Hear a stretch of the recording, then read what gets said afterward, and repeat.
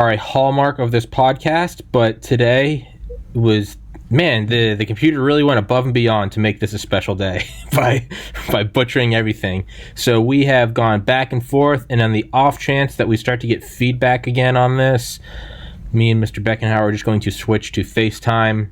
But in the meantime, this is apparently working. It's kind of like a nuclear fusion reactor. It's stable temporarily. But how about you introduce yourself, sir?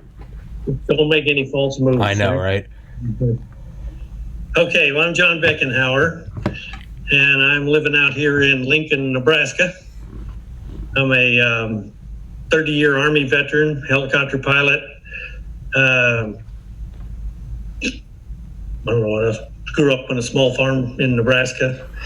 Got drafted. I was 17 years old, went in, signed up and volunteered, and got into the warrant officer program. And then went off to flight school in Vietnam for 3 years, and then back and served my rest of the time either in active duty or sometime in the Guard and Reserve while I was going to college, and then back on active duty, and then served in parts all over the world. Then a medevac unit I flew for 21 years, and then the rest of the time I was on the desk, pretty much in Washington, D.C. or in Europe. So, and you also worked in White House Communications, correct? Yeah. After I retired in '97, I went to work the next month with a White House Communications government contractor. And I worked in drug policy office and the situation room. We had employees. We had about 36 employees that worked in the 18-acre area. We ran the computers there, the Secret Service radios, the telephone system, the situation room, and press conference room, the radio broadcasting, pretty much anything that had to do with communications, especially in the secure area. Our company managed and provided all the equipment for that. So I wonder if, because we spoke, and for everybody listening, we're doing an episode today and tomorrow. Tomorrow, I believe we're going to do the White House Communications. Today is going to be more so your experiences and stories of piloting. But I thought it was kind of funny because when we were texting, I was like, is there anything like you can tell me? And you gave me some some stuff, you could probably find on Wikipedia. And you're like, if I tell you any more, I'll have to kill you. Yeah. And the thing is like, that's not an uncommon response from guests I have on this show. Delta Force, CIA. A lot of it really is. It's like, Tom, I can't, I actually, and I'm like, no, it's cool. We're on the phone. And they're like, you don't understand. There's no hiding. And I'm like, okay. It's so. Yeah, you're sworn that you reveal that stuff. And a lot of it's, it's pretty common knowledge for the most part, but all you got to do is leak one little thing. Well, yeah, absolutely. One guy I've had on is not like Hillary that can. I know, right? Do stuff all day long and go to jail. I'd go to jail. Yeah. Oh, I thought C stood for what? And it's like what? But yeah, you're right. And it is leaking. And if you can't tell, this podcast, there's no path. We don't have a set of bullet points to hit. We just start walking. So that's where we're going to go. One of the guys I've had on several times, Dale Comstock, youngest member ever of Delta Force. He was involved in the raid, and was it Panama in the late 80s, Acid Gambit to go get CIA officer Kurt Muse. But they talked about, and I've also had on Mike Durant, the pilot from, Black Hawk Down guy, Mr. Durant, 160th SOAR. But reading both their books, they talked about going in and kind of getting ready for, to go in and get Noriega and, do whatever. But they talked about how the entire thing had to be executed kind of, I think they said maybe like 30 minutes earlier than they planned, because one guy called home on a payphone because he was just, he's one of the lower guys, but he was just read in like an hour before. So he called home to tell his parents. He's like, hey, I think we're about to do something, in case I die, I love you. Which, sure, I get, but of course the government caught it. Whoever Noriega's guys caught the telephone call. They started alerting all the anti-aircraft, and the whole thing was just like, we got to go now. Yeah. So it's very real, right? OPSEC is very real. Well, they say loose. What's the old World Loose War II lips saying? sink ships. Loose lips sink ships. Yep. Right? Yeah. And it's no, but it's true. And so but the point is so you were like, I'd have to kill you, and it's like, I understand, but it's kind of funny because I always joke that that I have some friends in the NSA or the FBI who are watching this podcast, because every once in a while I'll have a guest on and it will cut out right at a weird time. Like I had on a guy that did EOD, bomb squad for the Secret Service, and he was like, it's pretty easy to build a bomb. And then from that moment forward, the connection was horrible. It fell a lot, and I was like, oh, of course this is happening. So the whole thing is, I kind of feel like maybe that's what it was. Is they're like, oh, he's about to go on, spill the beans, Mr. Beckenhauer. So how interesting it is how you get a hold of the people you do get a hold of. You've got some pretty good network system out there to get a hold of, talk to some interesting people. Oh, thank you, sir. That's what everybody says, and they always say how to. One of my friends has a podcast who I'd love for you to go on. His name's Don. He has got about 10 times as many people as I do. But I remember he asked me, he was like, how do you get all these people? And I was like, I just email them. But he says his nickname for me is Long Reach. He's like, because before I broke 1,000 subscribers, I had on Charlie Duke, the 10th man to walk on the moon.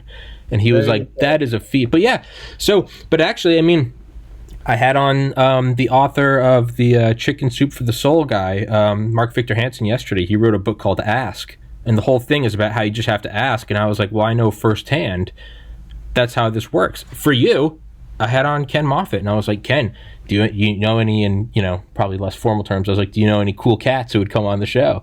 And he was like, as a matter of fact, I do. Put me in touch with you, and we've been playing. But let's just jump on into your stories. So we'll save White House stuff for tomorrow. You said was it 3 tours in Vietnam?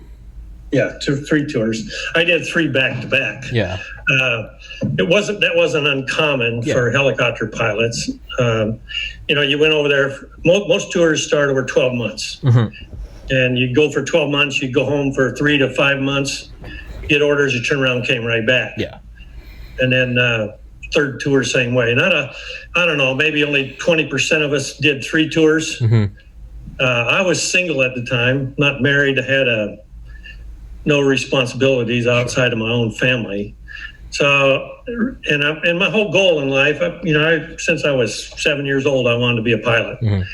And my ultimate goal was to get into airlines. So I wanted to fly Navy or Air Force, but you had to have a 4-year degree. And the Army didn't need that. All you needed was the 4-year degree. Yeah.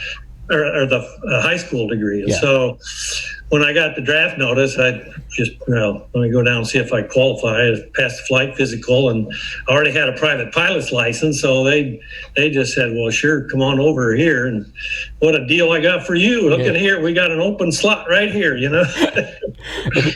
So that's what I did. I would have gotten taken out of college. I was in college my freshman year, and I don't know, maybe I didn't have the grades or something, but anyway, I got the draft notice. And when I signed up, I was able to delay going in until I finished the second semester. So I went in July of 67, I guess it was. And I went to basic training. All of us go to warrant officer programs. You go to basic training, AIT, and then off to flight school. And flight school was 5 months at Fort Walters, Texas. And then you go off to either Fort Rucker or Fort Hunter Liggett, or what is that? That's in Georgia, I guess, Savannah, Georgia. I got Fort Rucker. So half the class went one direction, half went the other. And when my class was about 400 students by then, the helicopters, of course, were really coming of age in 67, 68. I don't know how many were over there by then, but there was probably 4,000 or 5,000 of them. So that means at least 8,000 pilots in the pipeline, either going or coming. And so it was almost 99% sure when you graduated you were going to go to Vietnam. Yeah. Some guys had already been over there as a infantry or whatever, artilleryman, come back and joined the flight program and got in as E6s or 7s or whatever. And so several of those got different tours rather than Vietnam. So they'd already served. If you volunteered, of course, you went. When I got my orders to go to Vietnam, I also got orders to go to an advanced flight program, which was the CH-47. Chinooks. And at that time, warrant officers, W-1s, didn't go to flight school. They had just opened that up. They thought it being an advanced aircraft that only second tour people basically got it. You had to have at least 1,000 hours to even apply for Chinook school. Well, I had a grand total of 280, I think, something like that. Yeah. But they tried this thing where they took the best, the top students out of every class as warrant officers because they were so short Chinook pilots. Most of the Chinook pilots were W-2s, W-3s, and 4s by then, senior guys that didn't want to go back a second tour. Most of them had families and they'd served in Korea War already. And we even had one guy that was a World War II pilot that was, he'd actually got out, retired, and went back in, Pappy Dietz. And he was actually killed in Vietnam. So the experienced pilots were hard to find, but there were enough around, and they were mostly the mentors for us, the younger kids. Yeah. So anyway, I finished in the top 3 of my class, so I was able to get the Chinook class, and that wasn't any big deal because I'd already had a pilot's license when I went in, so I had a big advantage over a lot of the number 1 and the number 2 guy are both airline pilots already that got drafted. So yeah. they were pretty experienced already. Yeah. So I was very fortunate. I was only W-1 that got the Chinook. So I went down but there was a 6-week holdover. I was a snowbird for 6 weeks after flight school. What does that mean? Well, the school didn't start until 6 weeks after I'd finished my flight training. Okay. So I had like 6 weeks of vacation time, basically. Okay. Use up your leave time, or they put me on duty as a standby medevac pilot, which means you just went down and sat at the cafeteria and waited till the alarm went off, and you'd run out and jump in the left seat with somebody and take off and go pick up somebody on a highway or something. Sure. Well, the first day I went down there to do that, an old W-4 saddled up beside me at the cafeteria, and we struck up a conversation, and he said, well, you got 6 weeks to kill. What are you going to do? And I said, well, I'm doing it. I'm just sitting around here waiting, He says, well, we've got a cancellation in the new Cobra school over here. Would you like to go to gunship school? I said, heck yeah, I'll take that. But I didn't want to jeopardize my Chinook class. Okay.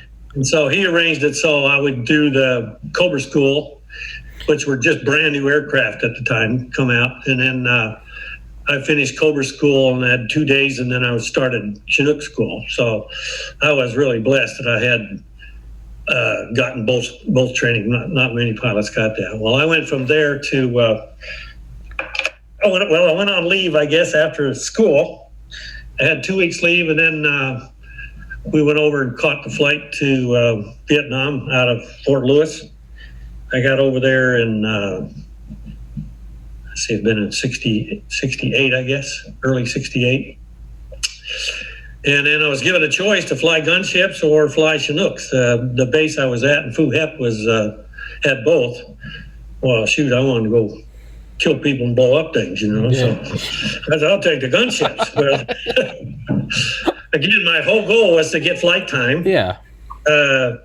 And I got into gunships, but we'd go down there at 4 o'clock in the morning, pre-flight your aircraft, take off, go out and insert the troops in the field, maybe take fire, maybe not, just shoot up the tree line to get the first troops on the ground. Then we go back and sit and wait. And wait for them to make contact. They didn't make contact. We waited to the end of the day, and maybe we go out and bring them back in, or maybe they'd be out there for 2 or 3 days or whatever. And then we go out and shoot up the LZ, and they bring them back. So, you put in an 18-hour day, and you maybe got 2 to 3 hours of flying time. That was not working for me. Sure. So I did that for about 3 months, I guess, and then that was pretty exciting. Some of the days were, but for the most part, I wasn't even getting 60 hours of flying time a month. Yeah. And I needed 3,000. So I got to get busy here. What's the armament? while I'm sitting there waiting by my gunship, here comes these Chinooks flying in and out, flying in and out. And, yeah, just fly the troops in, and I'm sitting there. Yeah.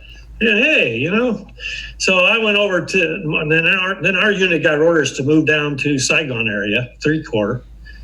And so I ran over to the CO of the Chinook unit and said, hey, what's the chances, transferring over? And he said, oh, heck yeah, we're short pilots over here.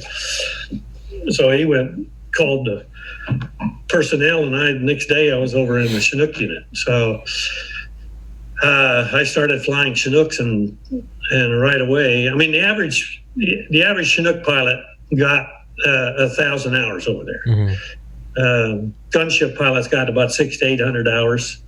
Huey pilots got anywhere from 12 to 1,500 hours normally. Huey pilots, I think, flew more than anybody. Mm-hmm. So anyway, I started flying hooks, and I guess that was about the second week. And when I was flying gunships, I get shot at, but I never got shot up. So I didn't think it was that big a deal. But anyway, I get in the Chinook, and Chinooks must be the safest aircraft over there, right? Because we fly in last and we fly out first, mm-hmm. into the LZs and stuff. So we're big and we're vulnerable and we're very slow, and so you don't. For everybody listening, the Chinooks is the big helicopter with two rotors. Yeah. They're the troop transport, I believe, and. Yeah, so right, you'd go in, clear out the LZ, and then the big slow one comes in, drops everybody off. Yeah, we could take. Well, if we were carrying Vietnamese or Koreans, which we did quite a bit, we could fly 60 passengers internally. Jesus. So they could stack them in there. If you had American troops and they're fully loaded, we could guarantee 33 troops on the highest mountain in Vietnam. So, and on the hottest day. So, I mean, most of the time you could stick 45 or so in there if you had to. We didn't do that very often, but when we did, it was guaranteed that we could usually do it, unless the airplane was or the bird was really weak for some reason. Yeah.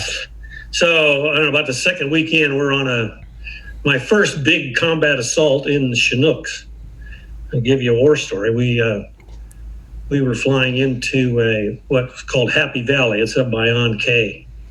Big combat assault, about 40 Hueys, and I don't know, there's 10 or 12 of us Chinooks. So we were inserting like 1,000 troops into 5 or 6 LZs up on the valley, mm-hmm.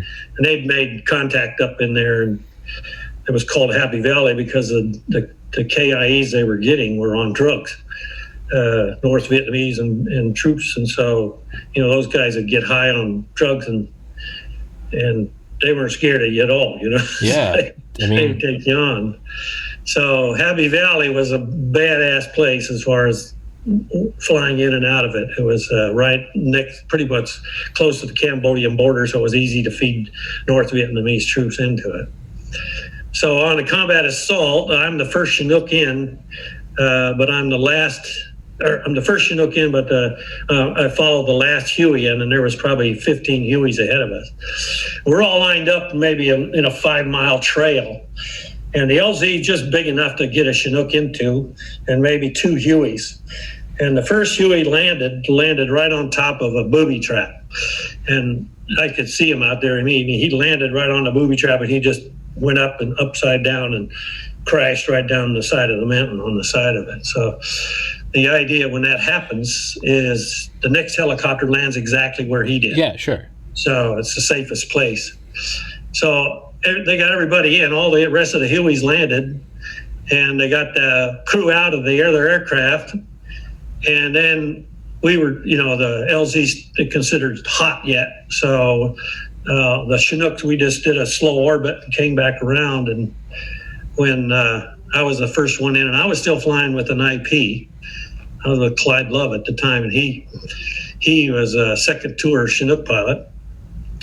So we come in, and I landed the aircraft. He was pretty much right there beside me, but he was manning the radio. Normally one guy flies, the other guy mans the radios and keeps the eyes out and is talking to the crew in the back.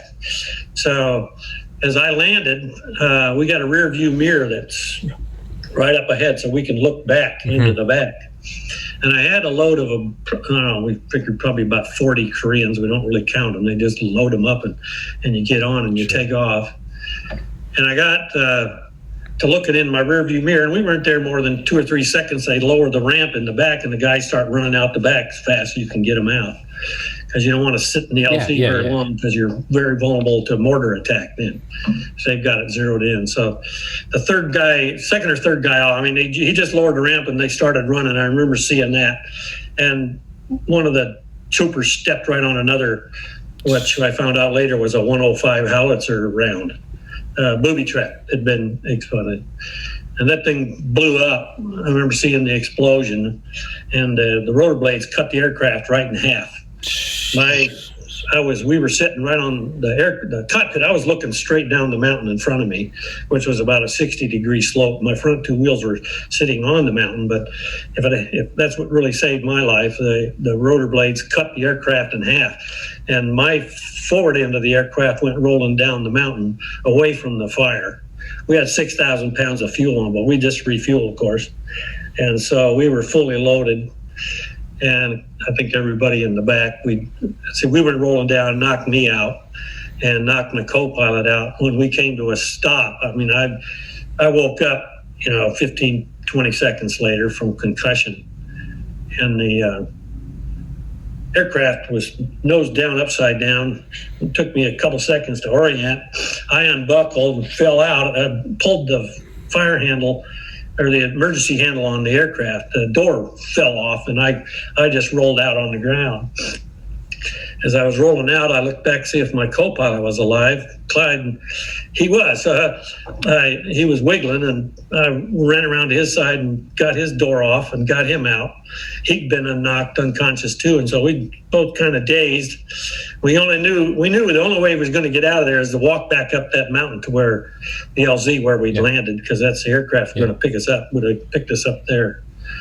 So we probably 50, 60 yards back up that hill, which about killed you itself, trying to get back up that. Man, we got back on the aircraft. We took back off. We jumped on a Huey that was there, and we went back to my base there in Ankei.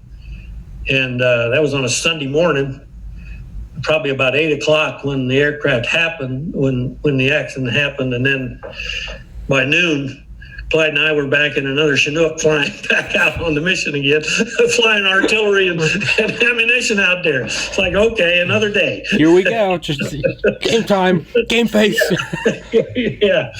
It's like, right? That's waking up hungover with your friends, and it's like, we're doing it again. Like, we're doing it again. It's They brought another aircraft up and said, get going. So that's the way we did it. But good Lord, I was thinking it was a lot safer flying in a Chinook than I would be in a gunship, but the opposite turned around right away. But that was the beginning of my journey. So you said that mortar went off the booby trap, and you said what did it push the back rotor up, and that's what cut it off? It would have brought it up, but the rotor blade, the back 3 rotor blades would have just cut right through the aircraft. What happens? Yeah. And if there's any kind of a rise in the rear end of the aircraft that throws the balance off of those blades, it'll automatically cut. Now, sometimes it'll cut the aircraft in two. A lot of times it'll just slice through the fuselage, and your forward rotor blade, of course, is turning the opposite direction. So it wants to pull away from whatever the back end is doing. So that's how that went down that day. How far down did it? How far was the drop or the fall or the roll or whatever? Well, I was probably 40, 50 yards away from down the mountain. I don't know how many times I rolled over. I was unconscious at the time. But like I said, we ended up upside down like that, and rotor blades were all gone. Of course, everything had come apart. But the cockpit was intact yet. So. Is there a near-death experience? Was it just adrenaline, or were you really just you knocked out and woke up and it was like, where am I? Well, it wasn't a near-death experience. You didn't even think about that. It was just too fast that happened. I mean, when I saw that explosion, I thought, well, that's probably it. I don't remember a whole lot of that. But I do remember waking up and being worried about my co-pilot. Sure. And then once he was okay, then it was, I got to get the heck out of here, because I don't want to be. My worst fear was getting caught in the ground by an NVA soldier and being POW. Yeah, tortured. I saved one bullet in my gun. Yeah, well, that's for the last one. I was going, I did not want to be a POW. I had on Joe Tedeye, who is special forces and did paramilitary work, and he talked about an escape and evasion, a mission gone wrong in like the early 2000s in Iraq or something. And yeah, he said the guy he was with was a former Delta Force guy who had been in Mogadishu and knew when things were going bad, and they were on hour 77 of escape and evade. And he said count your bullets and put one in your pocket, because like you said with the V Kong, he's like, hey, like they've debriefed, they've showed us the videos of what ISIS does, and they're like, save it for yourself. Yeah. And it's but that's what he said. It's like, you saved one. He was like, you're gonna get cooked alive in hot oil, like they're animals. Yeah. And if you survived all that, you're going to end up in a POW camp. And back then, those guys were up there for years. 5-6 years in a row. And then if you get out of that, I mean, what, PTSD for the rest of your life? Just climb up the mountain. Well, I had my mind made up. Yeah. I was not going to go down. Exactly. No. And defeat and get captured. That was a fear I had. That was a realistic fear. Sure. Yeah. You're out there in it every day. You're exposed to it. So, the good thing is that I don't know. There are a lot of good things. You're as a Chinook pilot, you're flying with a very experienced pilot for the first 6 months or so. Mm-hmm. So they teach you all the tricks. You're just as worried about killing yourself and the aircraft and your crew by making some stupid mistake. You can overweigh the aircraft. You can have an emergency procedure and do it wrong and screw up something. So you had these very experienced pilots that were pulling crap on you all the time. It was nothing at all. Reach down, pull an engine off on you. You had two in a Chinook. Just to train you, just to. Oh yeah, you got so you instinctively. Yeah. You did exactly what you had to do. And so you had a guy was always messing with you over there. You're always on your toes. Yeah, keep you trained, keep you reflexive. Yanking motors. The fun thing when you finally got experienced enough yourself, you became the aircraft commander, and you weren't supposed to mess with the guys as an aircraft commander, but as an IP, an instructor pilot, then you're authorized to pull engines and do all this stuff. Well, you get an old W4 who's not an IP and doesn't want to be one, but he knows his stuff. He's not worried about scaring you a little bit and making you a better pilot for it. It's being the little brother and then becoming the older brother, right? You're going to dish it back out, Yeah. The emergency procedures, I think I had every emergency you could possibly have in a Chinook except for a dual hydraulic failure. If you had that, I think if you had a dual transmission failure, you're not going to survive that either. But a dual hydraulic failure in flight, your controls lock up. It takes, I think it's 6,000 pounds of pressure it takes to move. Yeah. The cyclic or the collective. And if that locks up, you're just going to go. So is there any standard operating procedure for that? Is there it's like on a plane. The plane can be going 600 miles an hour and they still tell you to brace yourself. And it's like, you're probably going to be turned to vapor, but. Well, in the helicopter emergency book, it says if unable to maintain control of the aircraft, exit. Oh, of course. Well, in the helicopter, you don't even carry a parachute. Jesus. So if unable to maintain flight, exit aircraft. Oh, what? How silly of me to oversee that. Reach it over and kiss it goodbye. That was basically what it was. Yeah. Open. That was the only one where it said that. Dual fire was a big one. Yeah. I don't think I've ever heard of a Chinook having both engines on fire. I got pretty excited. Well, I don't know. You've interviewed Bill Albright. Yes, sir. When I went in, I don't know. How long ago did you do him? Month ago? Story, Month ago? He was, that was one of the more exciting months I had in Vietnam. I imagine. There was, Bill, he about got my ass killed a couple times. I kind of remind him of that every once in a while whenever I see him, too. As well as you should. It's for everybody listening. It's Bill, the author of Escape from Firebase Kate. Yeah, he tells that story. Yeah, he got himself in a real fix out there. And I tell you, the only way he could get support was by helicopters. Yeah. And I don't know, it was early October of, when was that, 69, I guess it was. Our unit was one of four Chinook units, four Chinook units in the two-corps area. And we were the closest one to Bami-Tuot. So we ended up doing most of the Bami-Tuot missions. And when they decided to set up Bu Prang and the three fire bases around that, our unit was the one that ended up carrying just about all the resupply out there from Bami-Tuot, which was about a 40-minute flight out and 40-minute flight back. And so we carried all the supplies. There was no roads out there at all. It was all jungle and basically open fields. And so the only way you could get resupply out there.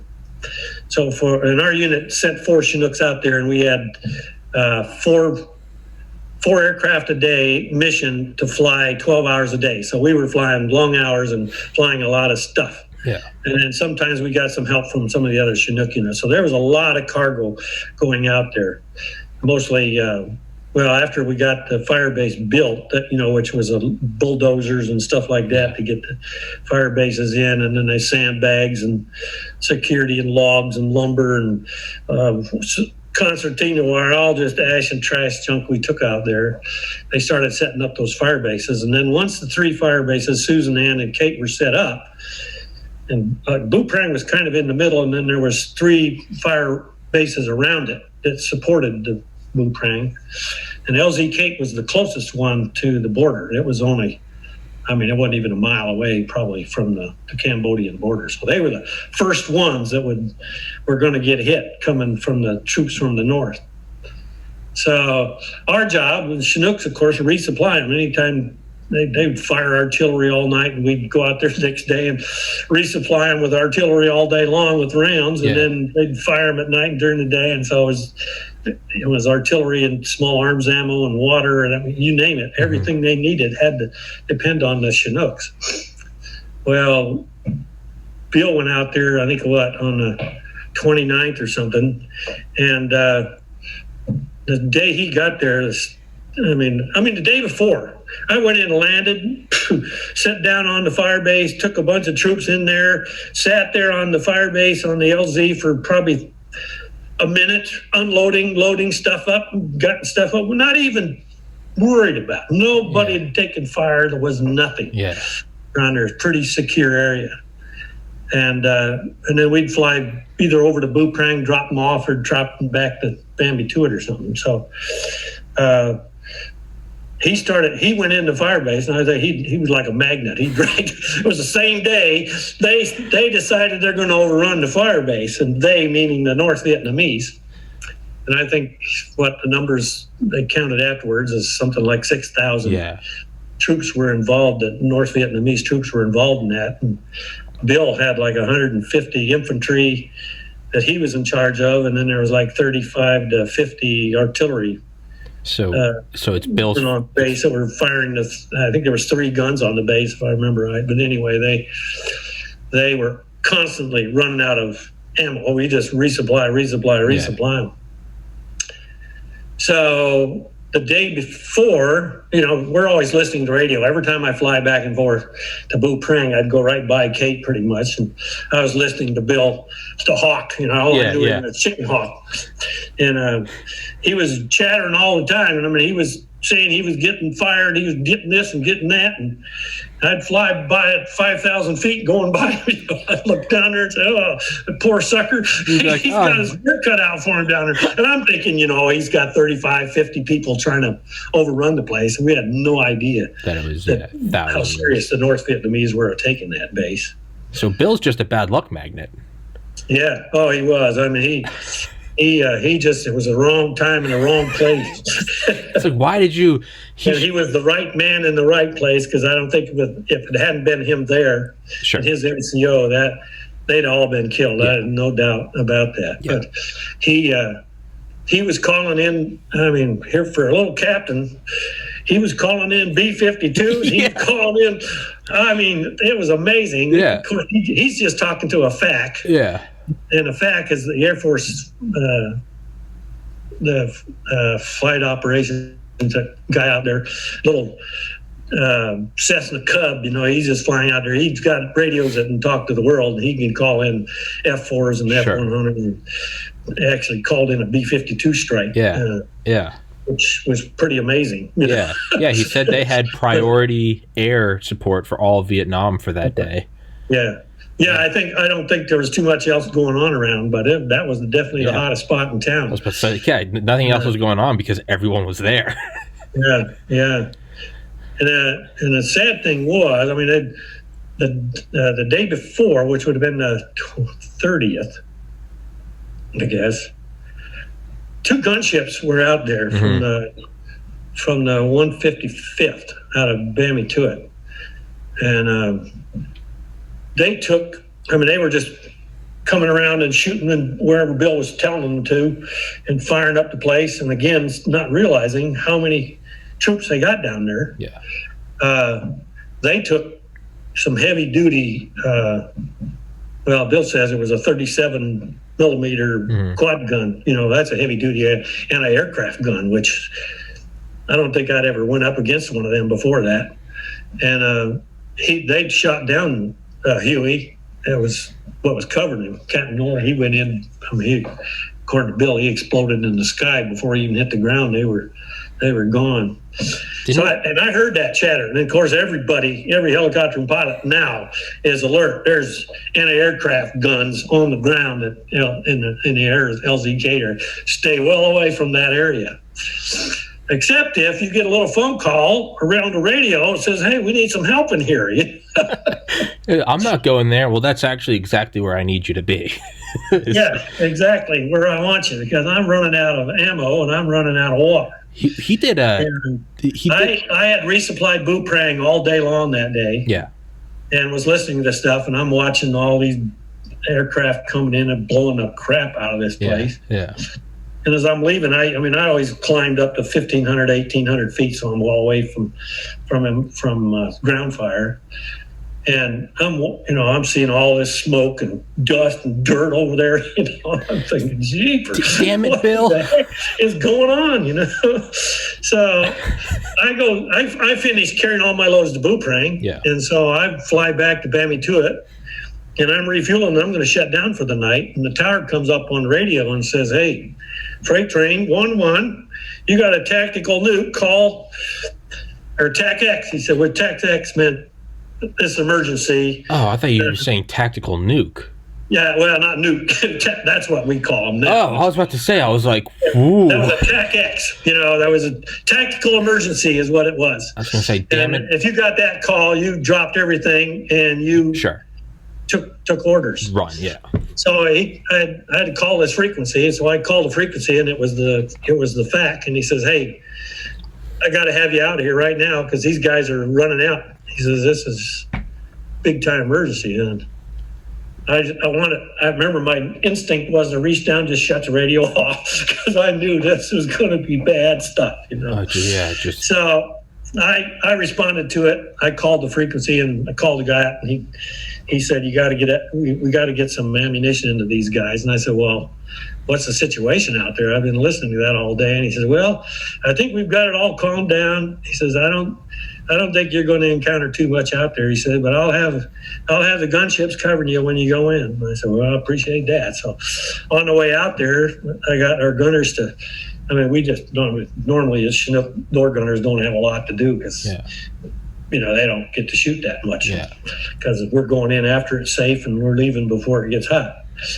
So I had them all line up the ammunition all the way down the belts on the floor. I said, "If we go in, we're going in hot, and we're going to probably need as many bullets you can going in and coming out of there." And so we lined them up, and And we went out to Buprang and we picked up, it was probably 9,000 pounds of ammunition, artillery, and it would have been water and small arms ammunition.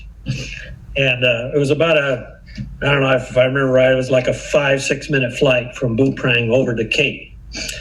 So I picked them up and from Buprang, and we started toward Cape, and I called Hawk up and I said, "Hey, I'm inbound. What's your situation there?" He says, "Well, it's pretty calm. We haven't taken anything in the last half an hour or so." Last half an hour, right? He said, "Yeah, the F-100s, they've been, and the F-4s, they've been dropping napalm and everything else out there." And I figured, well, yeah, that's about as safe as it's going to get. Yeah. And I went back to the FAC on the radio, and he said, "Well, I've got 4 gunships here.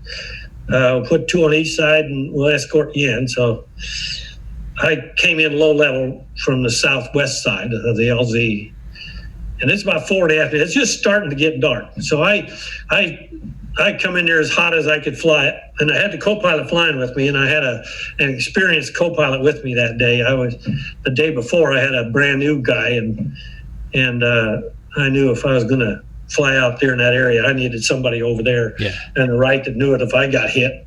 They could get the aircraft and the crew out of there, and knew his way back to where the safety zones were. So he got in, and we were, I don't know, we're about 200 yards final, and the gunships opened up. I mean, they just sprayed all over in front of us. And just, if anybody's down there is stupid enough to stick their head out, they're dead. So we went in, and I came into a hover, and I dropped the sling load, and I moved. Well, it was a piggyback. I had water buffalo on the bottom and a ammunition on the top of it.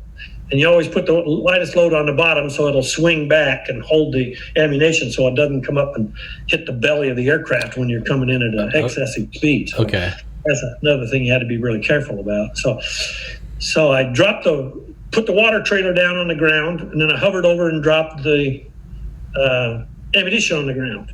And then I just sucked in power, and I mean, I climbed out there with every ounce of power that had, and didn't take a single round. I thought, what the heck is the problem here, Bill?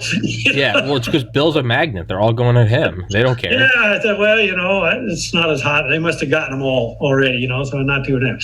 Well, I'm climbing through about 500 feet, and I'm in about a 90-degree bank to the right because I want to look down and see what's going on down there. And my door gunner comes on the radio, and he says, "Sir, they just hit that round with a mortar. That load we just dropped, they hit with a mortar. So here you got, 6,000 plus pounds of ammunition cooking off in the LZ." Just blowing up. And of course, he's got no ammo because he just got blew up, or what he had, Lucky that his water, and he says this in the book, the water buffalo fell in one of the trenches they dug out. And so they had water. Otherwise, they wouldn't have made it through the next day. In his book, he says he still remembers that thirst. He said it was inexplicable. He said he was more scared of not getting water than he was of dying. I think so.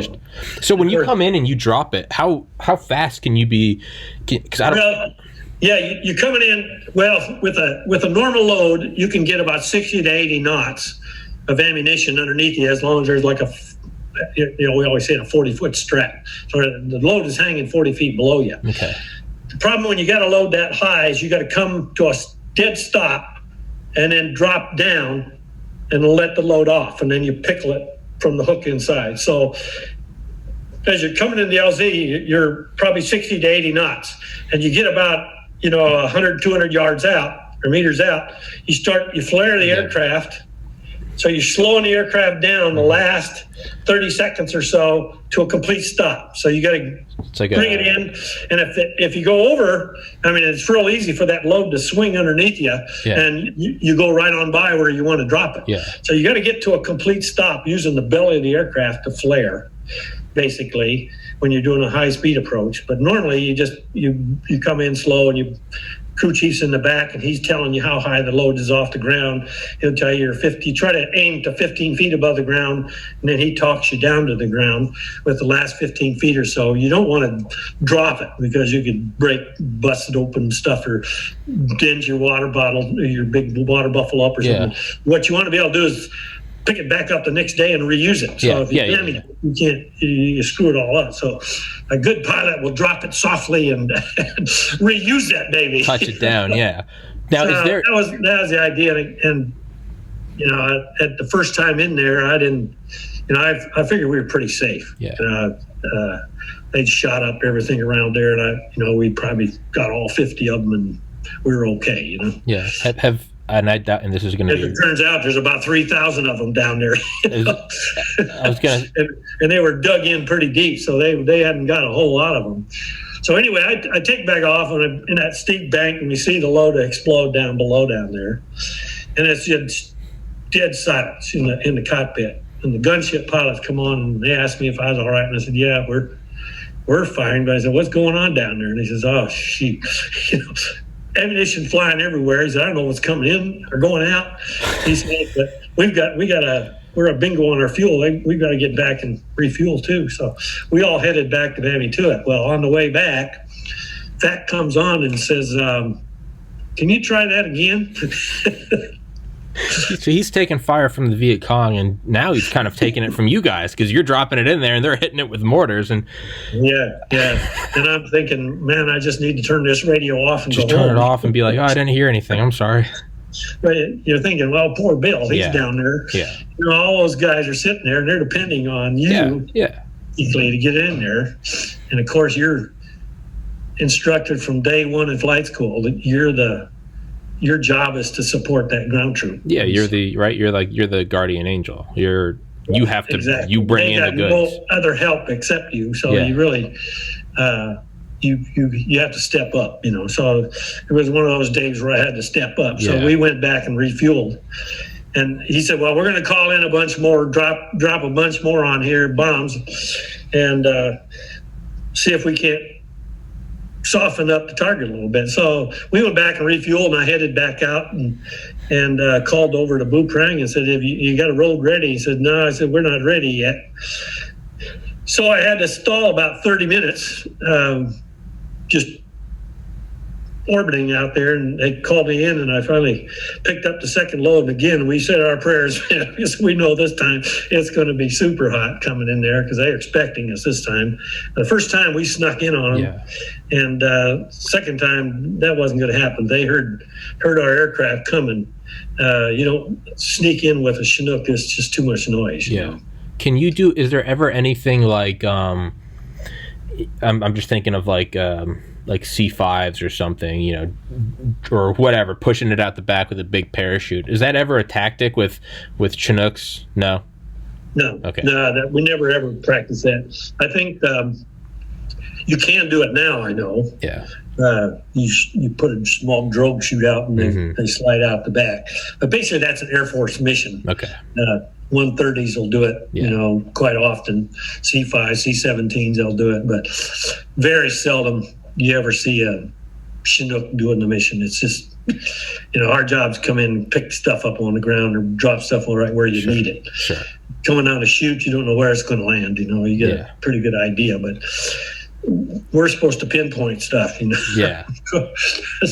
That's more what our speed is. Well, anyway, second time in, I mean, it's going to get as real as it's going to get. We knew that. And so I instructed my co-pilot. I said, do you fly the aircraft this time? I'm going to fly the aircraft this time. He flew it the first time going in. I was going to fly it this time. You man the radios, and I'm talking to the crew. And your only focus is, as the pilot, you just focus on that LZ, the aircraft, and safety of the crew and getting it in there.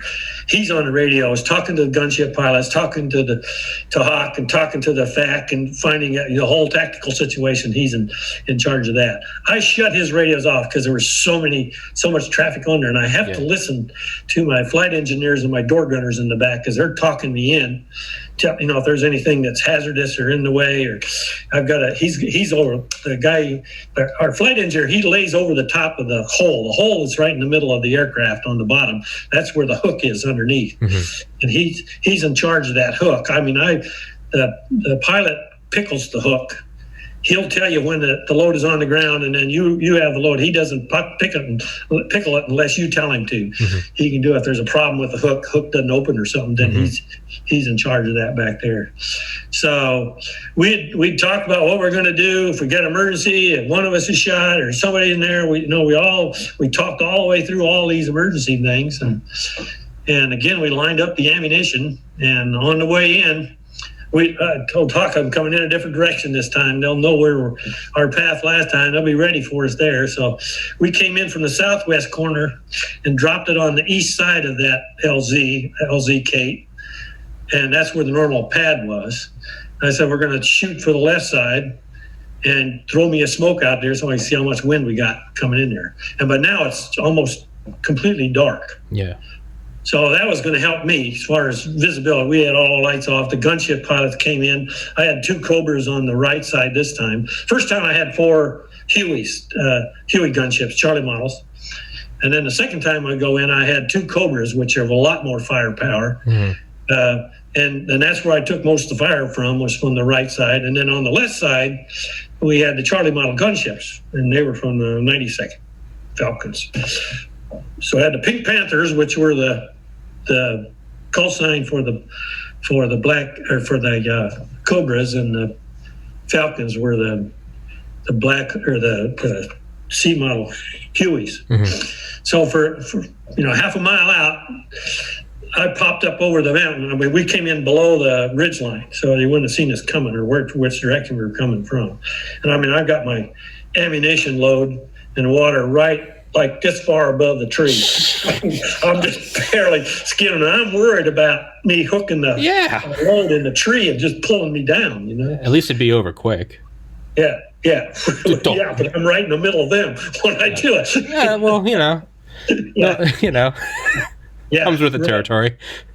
We're all going to die someday, right? Exactly. That's It's like, hey man, it's like it goes when it goes. It's like you got to look around. It's like we're flying above the canopy in Vietnam. Like we're all going one day. Like, yeah. Obviously, I say that as a 30-year-old with no military experience. It's very easy for me to say that, but.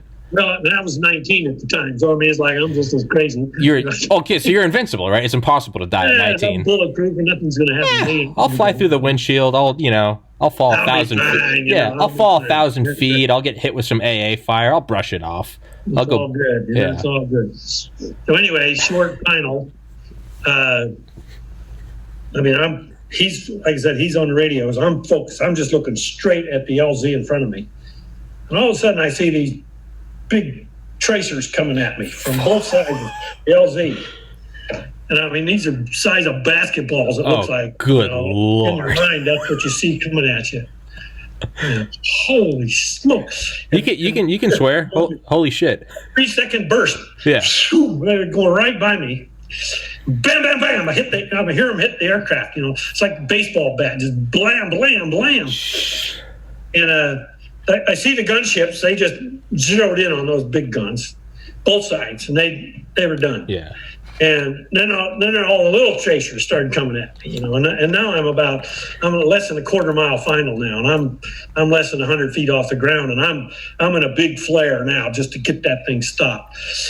And we said ahead of time, if we can't hover, we're just going to pickle it. We're just going to get right over the LZ, pickle it, so at least they got the ammunition on the ground. The box is busted open. They're not going to care at the moment. Yeah, just pick it up. Yeah. And so it might be better to spread the ammunition all over. They can get it anyway. Yeah.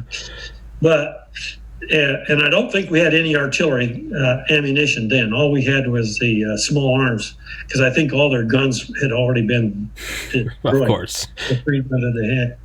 To rewind real quick, so when the big tracers come by and then the gunships take those out, is there like an equal fear with the smaller arms fire, or is it just kind of... Yeah, you're scared to death. Okay. I mean, the 50 cals or 37s, whatever they were, I think there was one was a 50, because Bill said afterwards there was when they were leaving out that night, they had a 50 caliber shooting over their heads. Oh yeah. He talked about last on Monday. So a week ago yesterday, or whatever it was, about a week ago, I actually fired a full auto Ma Deuce. Good for you. Oh man, that thing was going through the tree line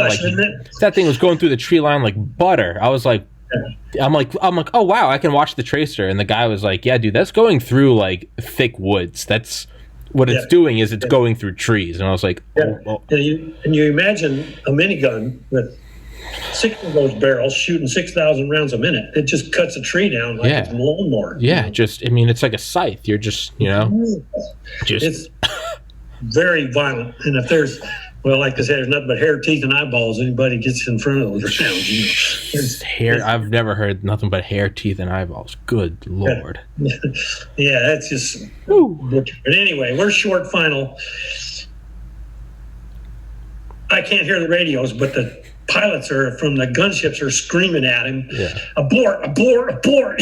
They want to get the heck out of there. Well, I didn't hear that, so I'm just cruising right on there because I'm going to get that ammo on the ground. I'm going to get in there. Well, I remember beep, beep, beep, beep, beep in my earphone, so I know I got an emergency of some kind because that's a warning. But I'm not looking at my caution lights yet because I got to get this load on the ground. Well, then I see there's a little light right in front of you that tells you when the hook opens. And I'm in an attitude with my nose high, and I see that light come on. I thought, what the heck? My first impression was strap must have been hit with a bullet or something and broke the load. And my co-pilot starts yelling at me now, abort, abort, abort, that's 50 cal down there. He says, I punched the load. And by now, and just right after that, intercom goes out, right? So we go running over the LZ, and as Bill said in the book, he says it's the first time he's seen a U.S. aircraft resupply the North Vietnamese. Oh, yeah. The load hits the side of the hill, and it's a pretty steep hill. Hit the side of that hill and then just rolled right on down, right into the North Vietnamese hands. Here's all this ammunition. You're going to be tried for treason. They can use our ammo. We can't use theirs. And their AK-47 will fire an Really? Yeah, it's just they're one caliber above ours. 7.62. So they fire a smaller caliber round. Okay. We can shoot. So, they have a 51 caliber. We have a 50 cal round. The NATO round is ours a 50. They shoot a 51. So they can use our ammo, but we can't use theirs. Pretty smart. That's brilliant. Right. Well, then we need 52 We need 52 caliber.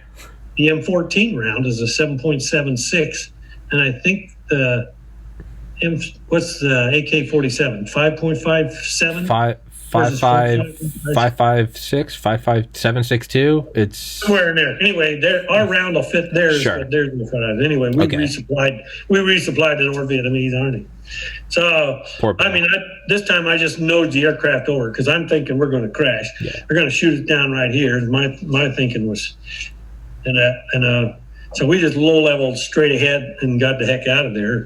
And we get back. My thinking, I'm going to just crash in the LZ far away from this thing as I can get. We'll get out and we'll set up perimeter, and hopefully a Huey will pick us up, get us out of there. Well, the aircraft kept flying. I heard this.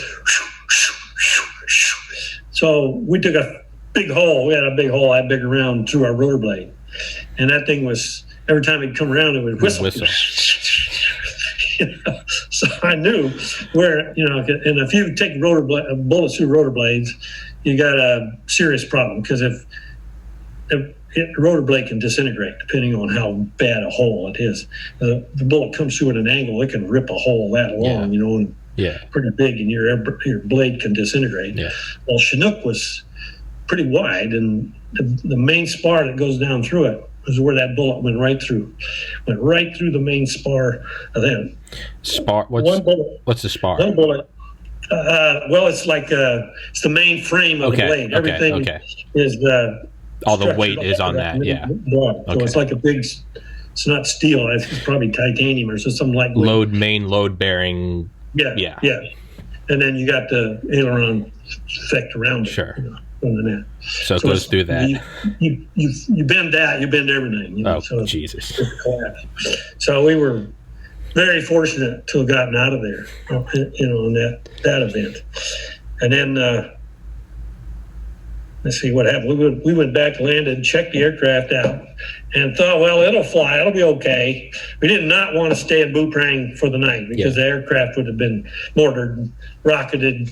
They were getting hit every night. Yes. So I called in. They said, no, it'll fly to get it out of there because it'll save the aircraft anyway. Yeah. So we flew back to Bambi-Tuet that night. And then they brought a new one out for us the next day, right back at it again. But during that night, there was that next night then that they E&E'd out of that place. Yeah. So there was no more aircraft. Nobody was allowed to fly in there because they had the 37 quad 37s there because they would.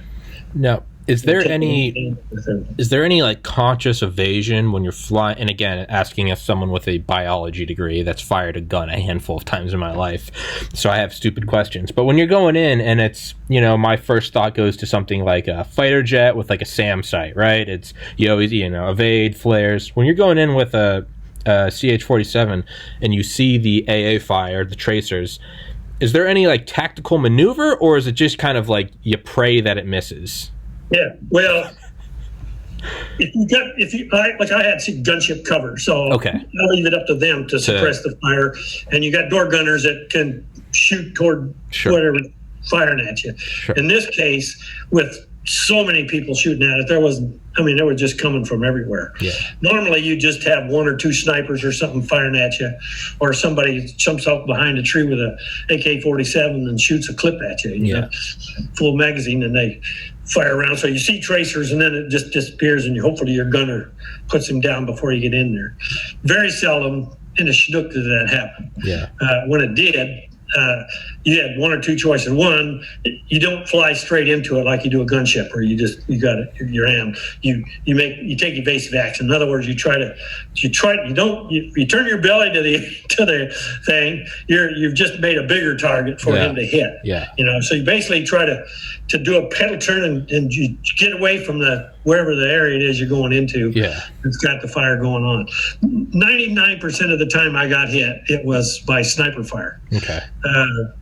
Just some single guy sitting in a tree. Hot shots. Or a squad out there somewhere, and you surprise them and they just opened up on you.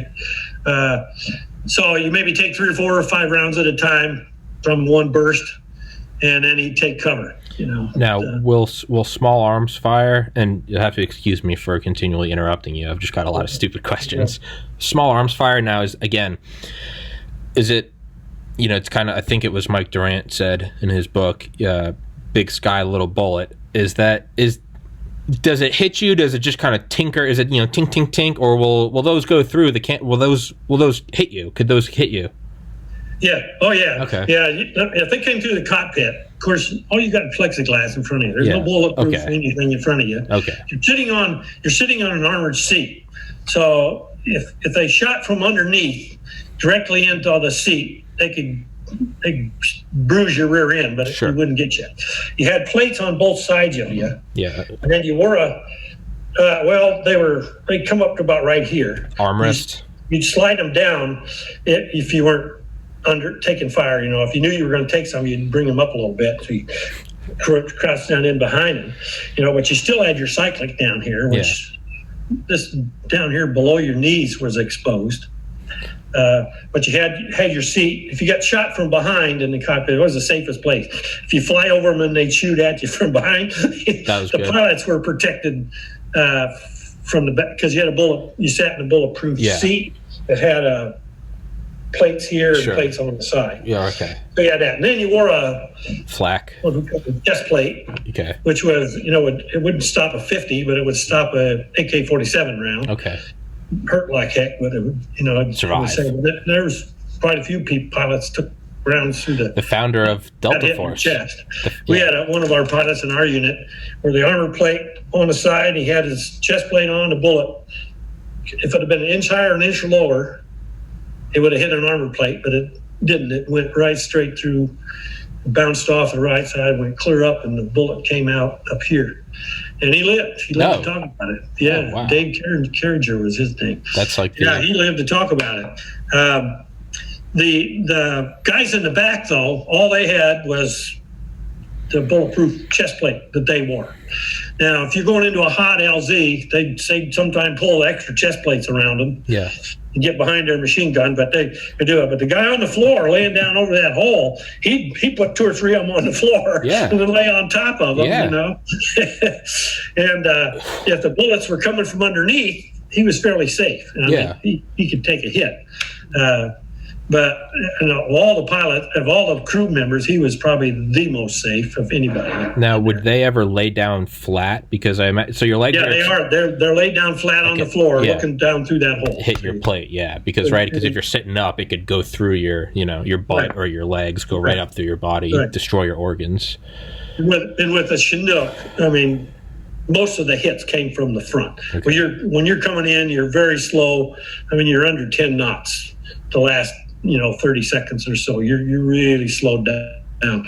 And as big as that target is, and he just step up behind a tree and won't nail you, and then go back in. Yeah.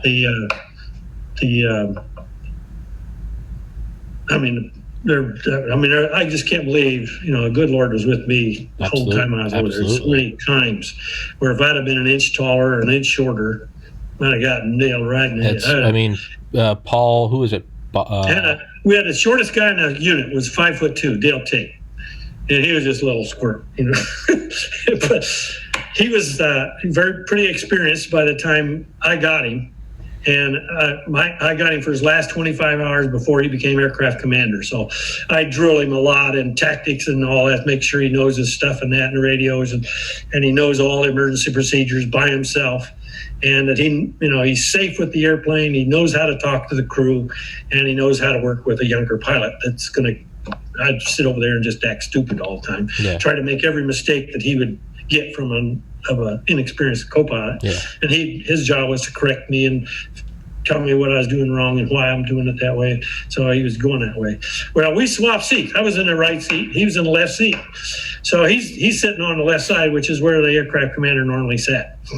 And he's like 5'2". He used to put a 4x4 block on the pedals with a big inner tube cut that had a big rubber band that would hold the 4x4 on the pedal so he could reach it. He pulled seat all the way up. He couldn't reach the pedals because his feet were too short. Jesus. It was kind of funny.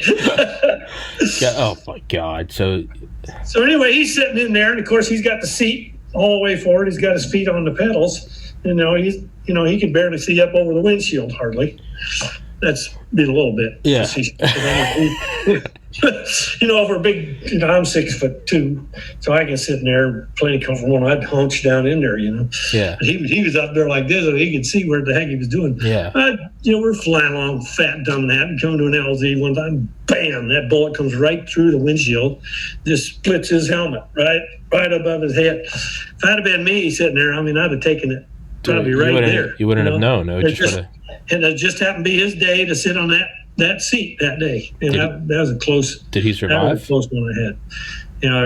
There's lots of times where if I'd have been a second sooner or a second later or an inch taller, like I said, or if I'd have turned left instead of turned right, been a lot. Did he survive? Story for me coming home, Did he survive? Yeah. Okay. So it split the helmet. Okay. I was like, oh. Yeah. Oh yeah. He was fine. Scared the bejesus. Yeah. Well, it's like Paul was it whoever the actual author of All Quiet on the Western Front. Well, he talked about that with World War One. He was like, he gets to a point where you realize it's like there's nothing you can do to survive. It almost seems like fate. This happened to Hitler in World War One. They would talk about leaving their little dugout to go to the restroom in the behind the tree line, and you come back and it's been blown up by an artillery shell, and you see your friend's body pieces around, and it's just like, what if I hadn't gone to the bathroom? And it's at a certain point, it almost just seems like it's just a toss of the coin. Yeah, you could write books on people that have been there. I've been tempted to just make a whole chapter in a book sometimes. You should. What if? You if I'd have just done this, I wouldn't be here. Yeah. I got a good friend of mine who was in 9/11 at the Pentagon, and he never drinks coffee, but that morning he drank a couple cups of coffee, and he had to go to the bathroom. So he goes down the hallway to go to the bathroom, and that aircraft hit dead center where his desk was. He came out of the bathroom, and just as the aircraft hit, and of course the fireball came rolling down and knocked him to the ground. And he was 60% of his body was burned. Sure. But if it hadn't been, he fell right underneath a sprinkler system. And that's a guy you ought to talk to sometime. You think you I'll give you Brian Birdwell's. You think you can get him on here? Yeah, I'll get Let's do it. I'm sure he'd agree to talk to you. Let's do it. That'd be a great guy for you to talk to because he can tell you. Let's do it. Please do. If you've ever talked to anybody that was in the Pentagon. I have not. But he fell on the ground, knocked unconscious, but the sprinkler was right above him and soaked his body. Otherwise, he would have been burnt. Well, I'm going to write down his name, and I'm going to text you after this. What's his name? Yeah, Brian Birdwell. Birdwell. Okay, I just want to make a note of it. If you Google him, you'll probably get him. He's written a book about it. Okay. And he's a Texas state senator or congressman. I mean, so it'd be the same guy. Okay. He retired after that, of course, and then he moved to Texas, and he ran for Congress, and he's a state legislator down there. I think he still is. I haven't talked to him in a couple of years now, but that's what he was doing. So anyway, Vietnam was. I came back from.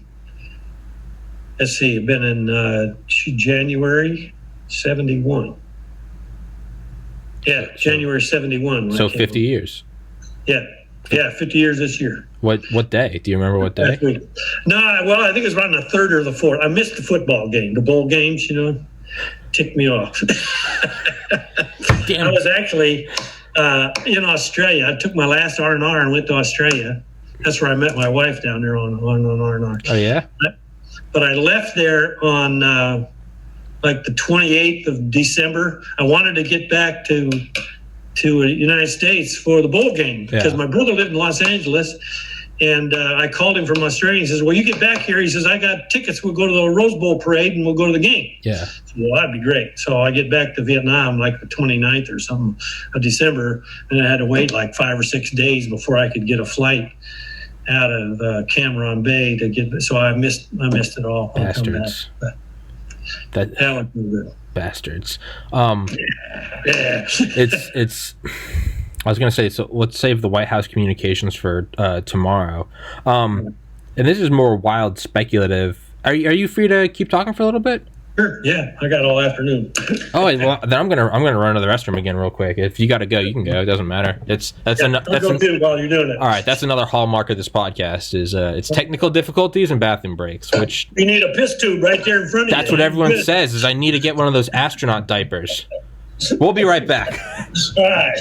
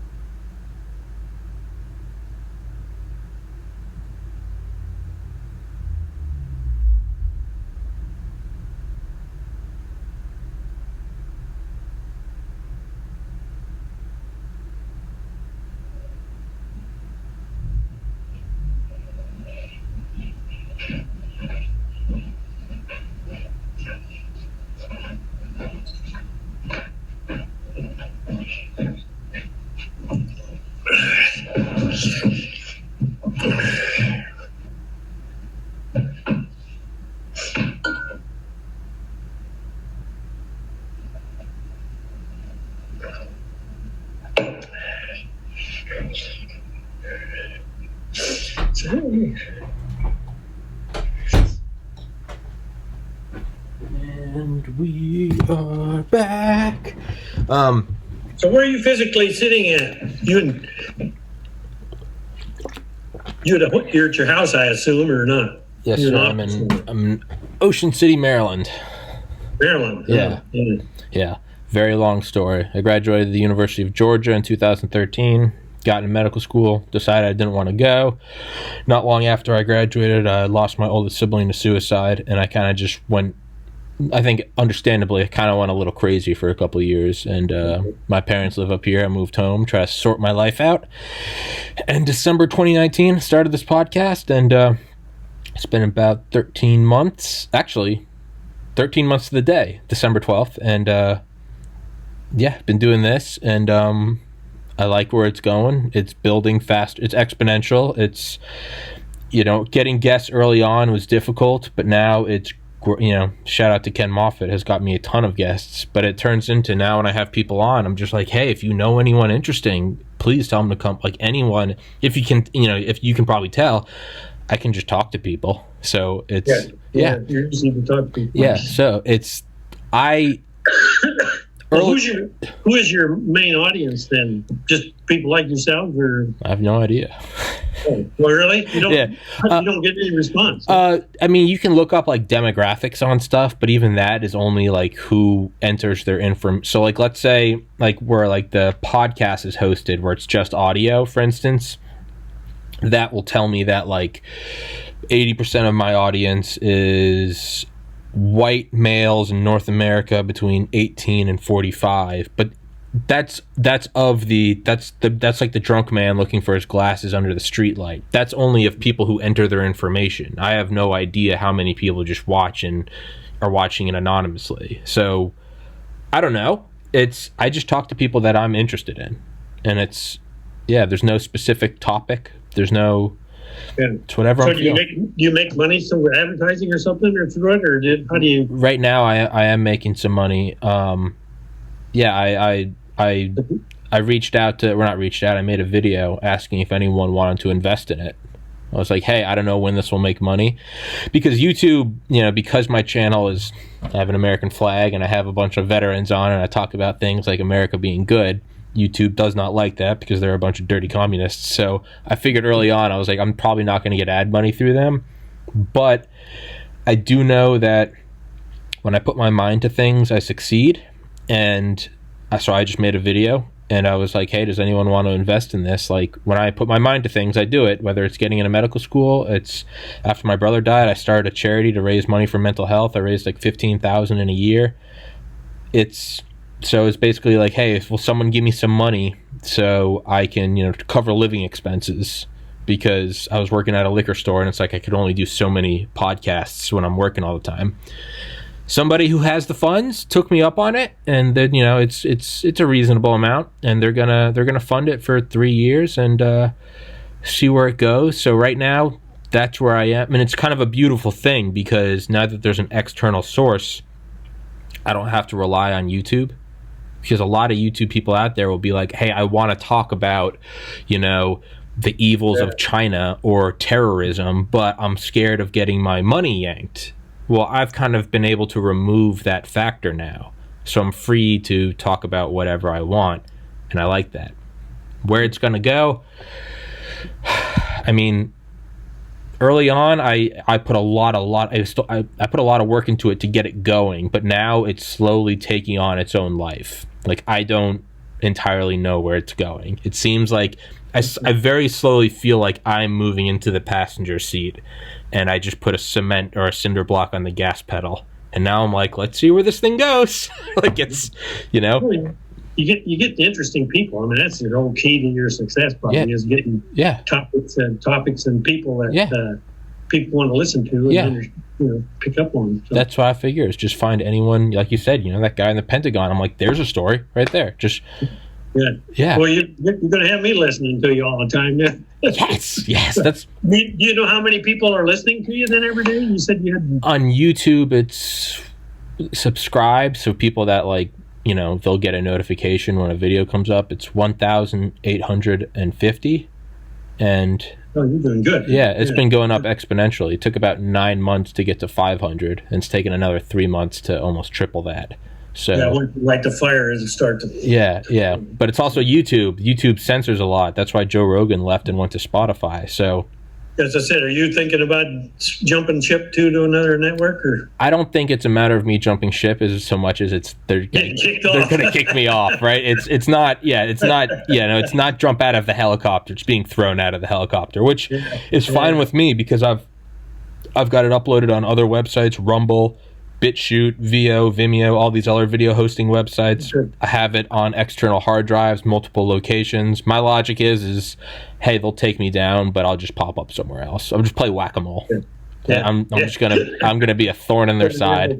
That's my logic. So yeah, and I know there are people that like these stories. They're interesting stories. They're interesting people, right? It's it's not every day someone gets to. And another thing that I think goes for me is the reason why I don't prepare questions or send you like a set of bullet points beforehand is because my logic is if you're on a plane or you're in the sauna at the gym or whatever and you just strike up a conversation, you don't have questions prepared. So let's just say you and I meet at Walmart and we start talking, oh, you flew, that's awesome, helicopters, and we get this is what the conversation's like. You have someone that's never been in the military, so I ask stupid questions. I'm like, do the bullets punch through or whatever? And I think the majority of my listeners, because I have on such a wide array of guests, they kind of, I've been told that it feels like they're vicariously interviewing because it's so simple. It's like, so what happens next, right? Because,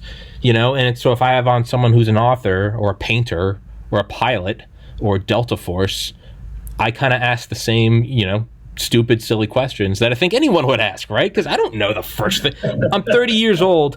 I have no idea what it's like to fly CH-47s right above the canopy in Vietnam. So, of course, I'm like, what do you do next? Like, yeah, exactly. So I just try to make it, I just try to make it real.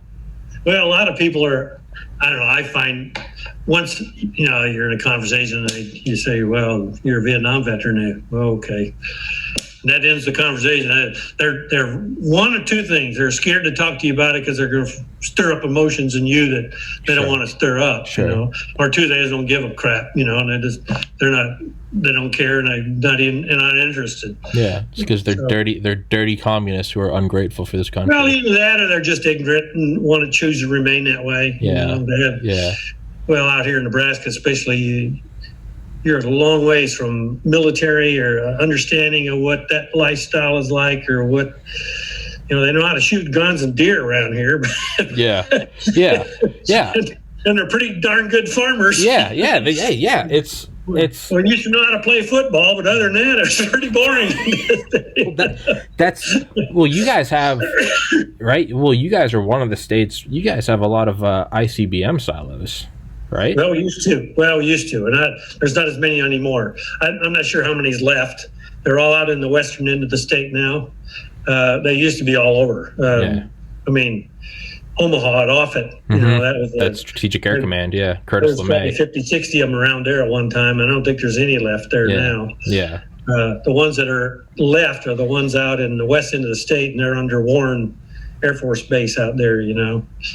The SALT agreements cut those down to, I think we're like 600 of them left or something. Yeah. From the 12,000 there was at one time. Yeah. They can do it. But I remember when I was a kid during I was in high school, Cuban Missile Crisis. They had no idea that missile was there, but we're left the farm in the morning and driving into town, right? All of a sudden I look aside and here's this big old missile sitting up right out of the middle of this cornfield, There's this missile site sitting there. We had no idea that thing was there. My God. That's secret. And that's the way they were. They were all over the state like that. Well, yeah. And when they were on full alert, they just brought them up out of the silos. They were ready to fire. Yeah. Why even bother with the whole... Well, that's the reason why they're in the middle of the United States is because you want them as far away from naval forces and bombers as possible. And then it's also, they put them out there, and they called it, I think they call those states, everyone knows them as the flyover states, but there is a kind of more insidious name, and it's the ICBM sponge. Yeah. And it's because to take out, you put them just far enough away from each other that you can't take multiples out with one hit. So you have to fire at least one, and then they're nuclear hardened. So you got to probably fire a couple per silo. So the idea is you create this sponge that they're going to have to fire most of their missiles at to take out. And then you on this stuff. Yeah. And then you realize you're like, hey, I'm in the ICBM sponge. And it's it's an actual term. For everyone listening, look it up. ICBM sponge. I got a good friend who's he's a lieutenant. There'd be another guy. I don't know if he can tell you very much. That'd be the problem. I'll give you his name, and you can. Please. I'll let him know that you can call him. The last time I talked to him, it's like, well, I can't tell you anything because I have to kill you. I have to kill you. Yeah, I get it. Yeah. But he actually is a commander of one of those. As a lieutenant, he's in charge of one of those babies. You need to get him. 12 hours of shifts at 5 days a week. I think sit down there with your keys. Yeah. Oh, yeah. Oh, no, it's, what's the name of the book? Command and Control by Eric M. Schlosser. That book, that goes into the life in a missile silo. That stuff is insane. The security tiers, they have pistols down there, and it's like at the very least, if someone comes through those doors, you shoot them. Yeah. Have you ever talked to a submariner? No. Can you get me a submariner? I can get you a submariner. Where's my phone? Okay, so I've got. I'll make a list of these guys, and I'll have to look them up. I will. You don't need to say their names if you don't want. You don't need to say their names right now if you don't want to. What? Well, Tristan is the name of the. Let's see, Tristan. What's his last name? So I got Brian Birdwell, 9/11 Pentagon, Texas congressman. Yeah. Tristan. Is that the submariner or the missileer? He's the missile silo guy. Okay. Missileer. Alexander. I think Alex is what he goes by. He's a medic. Okay. On board a submarine. He's like an E9 now. He's pretty senior guy, and I think he just did his last submarine mission. He's getting stationed down by Ocean City there somewhere. So yeah? It'll be close to you, nearby out there. I need these two guys. I'll think of some more too. I think. Please do. If you want to talk to a Cobra pilot, I'm pretty good friends with one of those. Yes, keep spitting out these ideas. With a general officer in an Oklahoma National Guard, but he was one of the presidential flight members. What's that? Air Force One? No, Marine Corps. Submarine One? Yeah. Okay. What do you call it? It's a helicopter. Yeah. I know you're 54. Yeah. Marine One. Is that someone? Is that someone separate than the Cobra guy, or is that the same guy? Yeah, different guy. Okay. Different guy. So I've got Brian Birdwell, 9/11 Texas congressman. I've got 2, Tristan, missileer. 3, Alex, submariner medic. 4, Cobra pilot. 5, Marine One. Cobra pilot is Mick Gutaw. Mick. What was his last name? Gutaw, Guttaau. Okay. He was involved in Lomson 719. So that was his song to wonder. Yeah. He got in on some pretty good missions of that. He was the first ship in. He had to go in and take photographs. Good Lord. Not a fun trip to do. But a great podcast. Not to sound insensitive. That probably sounds insensitive. You know what I mean. No, I don't think anymore. I don't think all that's been declassified out there. There isn't anything that I can't talk about in Vietnam anymore. We did a lot of stuff with the Special Forces guys and, across the into Cambodia. Yeah.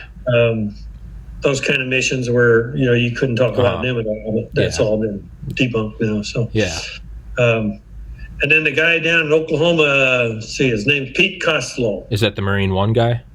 Yeah. Okay. Costilow. Tilow. Costello. Pete Costello. Okay.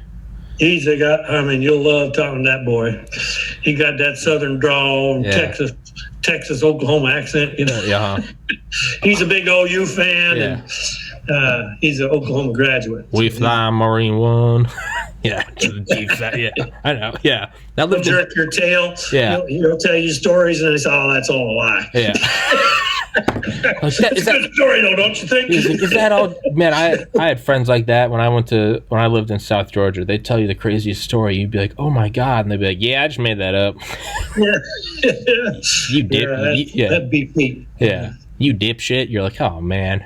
I did have believe anything. Yeah. Believe anything they tell you. But it's true, right? 'Cause I'm to them. I was the city boy. I did have a friend named Grant when I lived in Valdosta, Georgia, and he used to tell me stories, and I never believed him. He was from Coffee County, which I think had a population of like 50. But I remember I went to his house when I thought he had been telling me lies for 2 years, and I finally went to his house. Sure enough, he had a pet alligator and a pet deer. The deer had a dog collar on, and the deer's name was, I think, Jesus.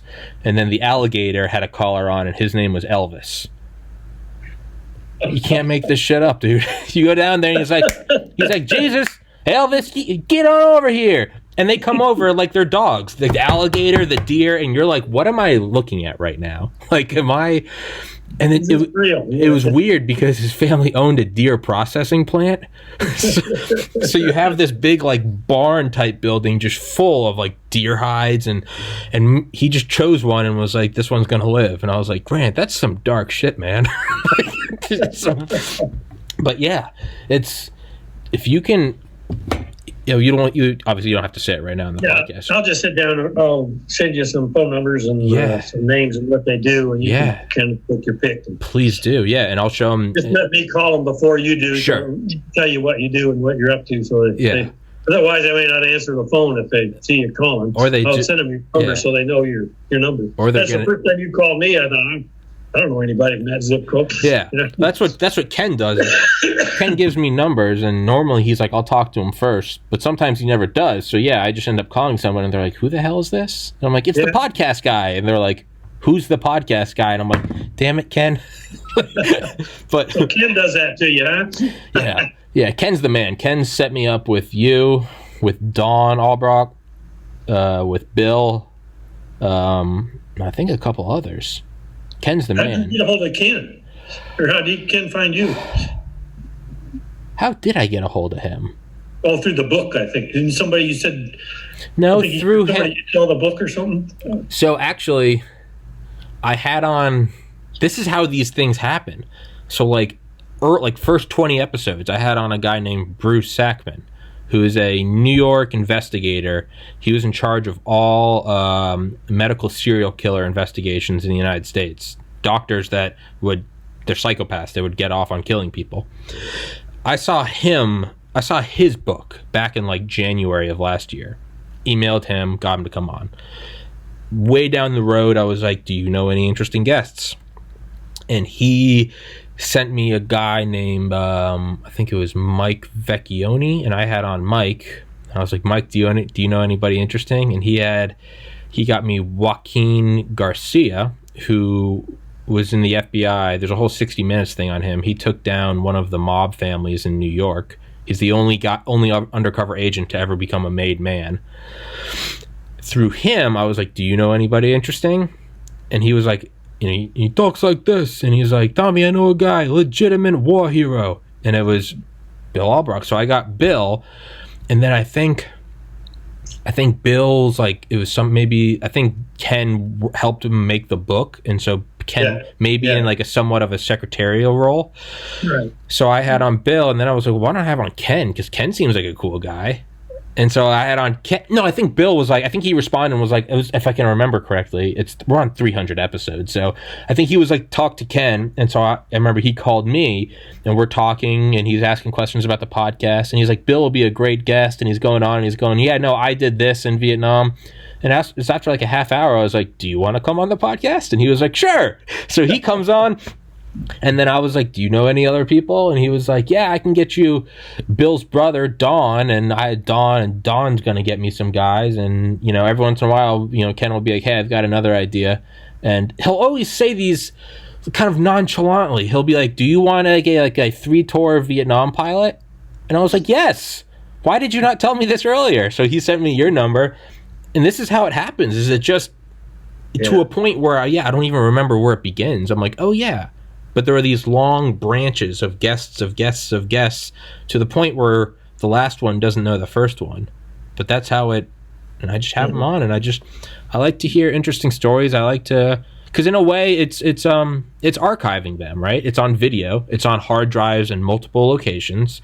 They're saved online, they're saved offline. They're stories of people that might not otherwise get out, right? Because if you're going for like a 60 minutes interview, you're only going to get so many guys, right? You're going to get like the guy that killed bin Laden. You're going to get, the undercover mob guy. Great stories. But those are a sliver of all the insane stories out there. So you come on here, you just tell a story, like that story is now like immortalized, and it exists now for people to look at. And I kind of like that. Yeah. Well, he's a distant contact of mine, but I think I've got his phone number. Hadn't talked to him in a couple of years. You know who Chris Ponto is? Benghazi? I do. I can give you his phone number. I went to a book signing of his once, and we had a pretty good conversation, and I tried to get him to get interested in LZ Kate because he knew movie contacts there, and he tried a few things, but we haven't heard from him since then. So but I got his phone number. That could work. Call him up. He'd have you some pretty good stories. Hell yeah, he would be. He's I don't know if he's still working as a contractor or not anymore, though. He's I know you see him advertising stuff on TV every now and then. He's mostly to do with weapons and concealed carry permits, and he's even advertising this food now for Patriots or something. I think. So he's out in the advertising world trying to make money now, I think. But he lives right down here in Omaha. So well, what I tell everyone that comes on is everyone that has a book or a page or a product, to me, it's an exchange. I'm like, come on here, you give me content people like to watch. In exchange, I'm like, I say it in every podcast. I'm like, it'll be in the description and sticky in the top comment. So in the comment section, it's stuck at the top.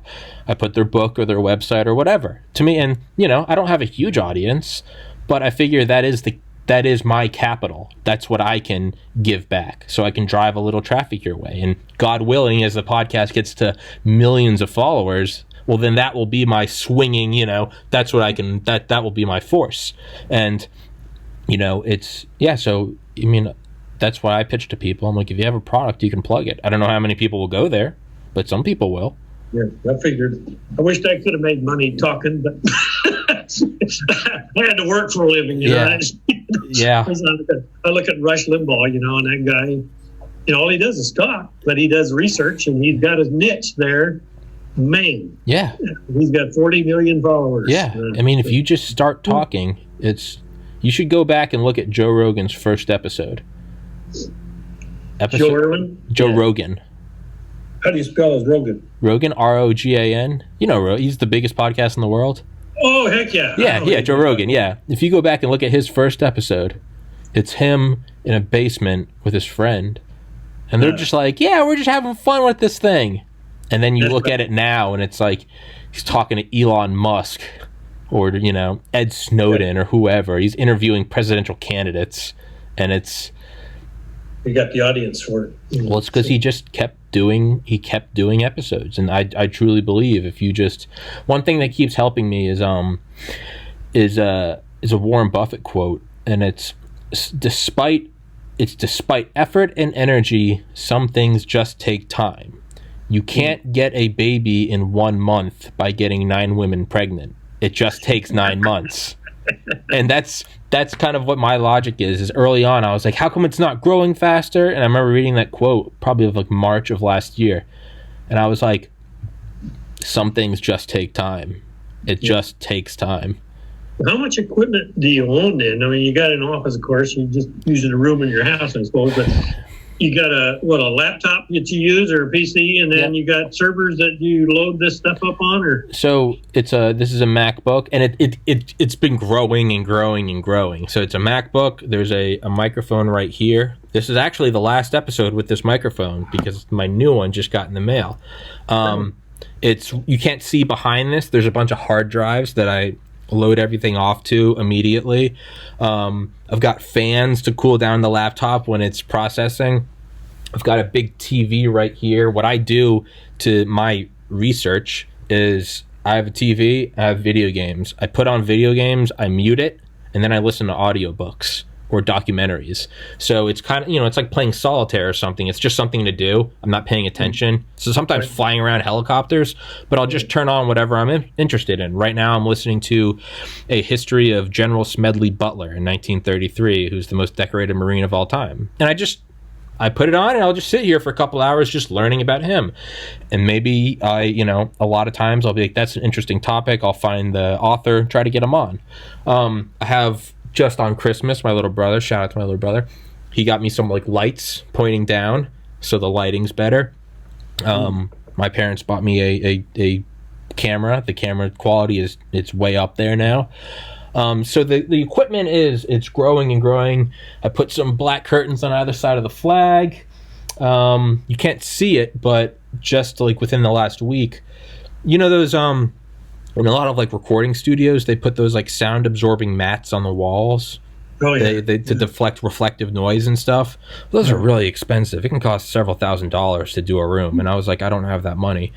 A guy I had on here, Roger Williams, who's my favorite author, he told me, he's like, he's a physicist and an engineer, and he was like, dude, just get some moving blankets. It has like the same absorption. So instead of several $1,000s, I spent $60 and I bought 12 industrial sized black moving blankets.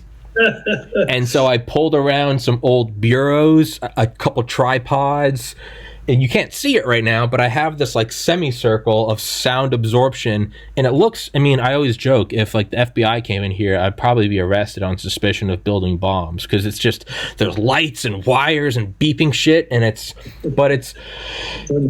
even this chair, this I did 50 episodes in a rocking chair that was like my great grandma, and it was like, I think I was like breaking my back. The rocking chair it's over in the corner. It's legitimately from like World War I, and I was like, my back is hurting. So yeah. So to answer your question, a lot of little things have kind of snowballed, and like I said, after this new microphone, I've got a microphone stand. After this, the next big one will probably be an actual like a desktop computer, because even now this camera, it can record in 4K, but it's only recording in 1080p because the laptop just can't handle it. So it's always, reinvesting and trying to increase the quality. A big one is just, a big one is the ability to like not have to go work at the liquor store anymore, so I can put time into sending emails, because for every guest you get, I'm not kidding when I say the percentage is getting better, but I used to call it the 95% ghost rate, because you'd send 100 emails, 95 people wouldn't respond to you, 5 would, 4 would say no, 1 would say sure. That takes a lot of time, because it's not just copying and pasting emails. I found another, and cut me off anytime if I'm just boring you. But yeah, very interesting. So another, I've kind of made my own law. I call it Tommy's Law. And it's, the easier it is to find someone's email, the harder it is to get them on the podcast.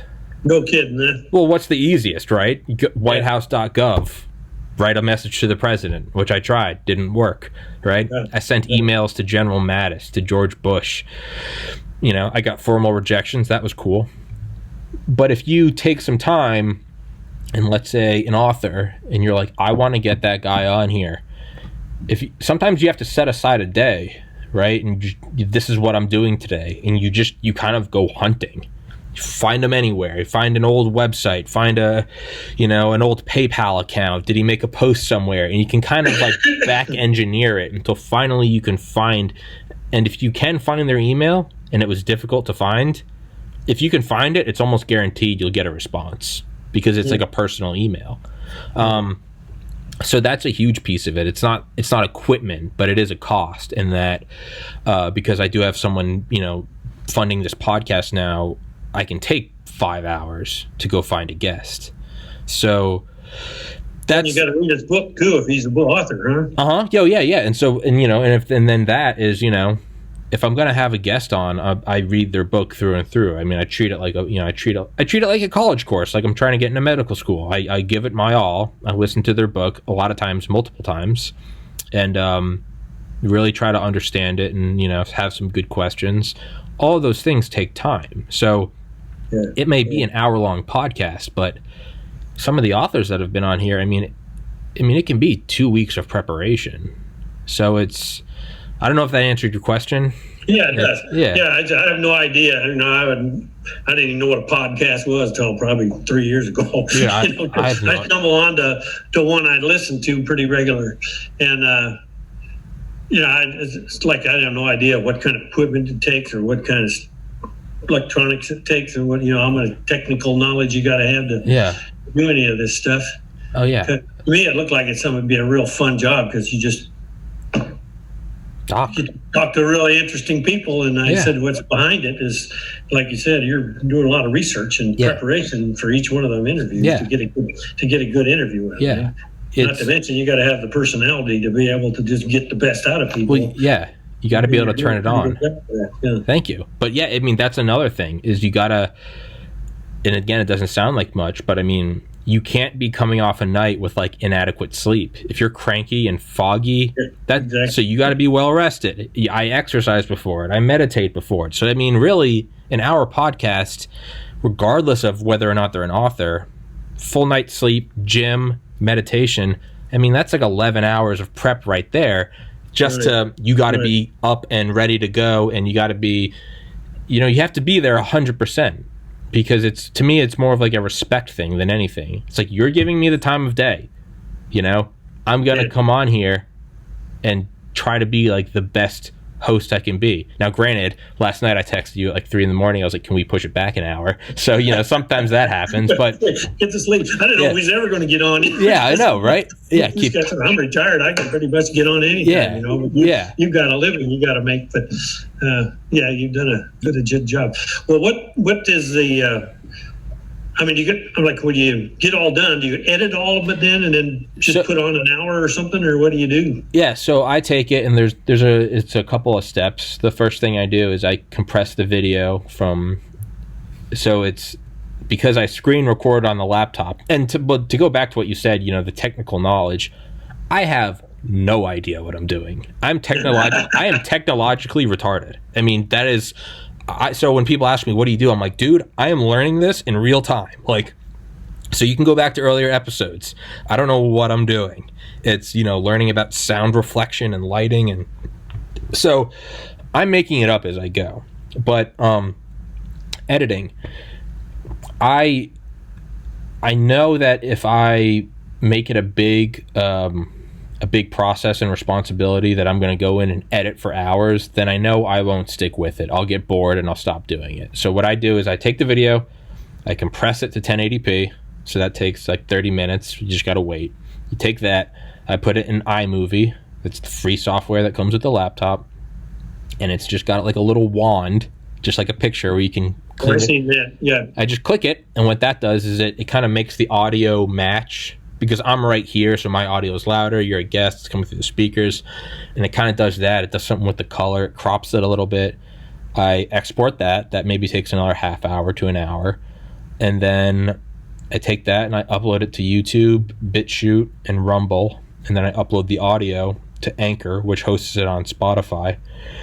And I put the links on like Facebook and Instagram, and and then I offload it onto hard drives. I've got hard drives in a fireproof safe. Like once a week, I put them off on there just so it's saved. Mm-hmm. And but aside from like editing, like you go to your bathroom breaks, you cut them out, don't you?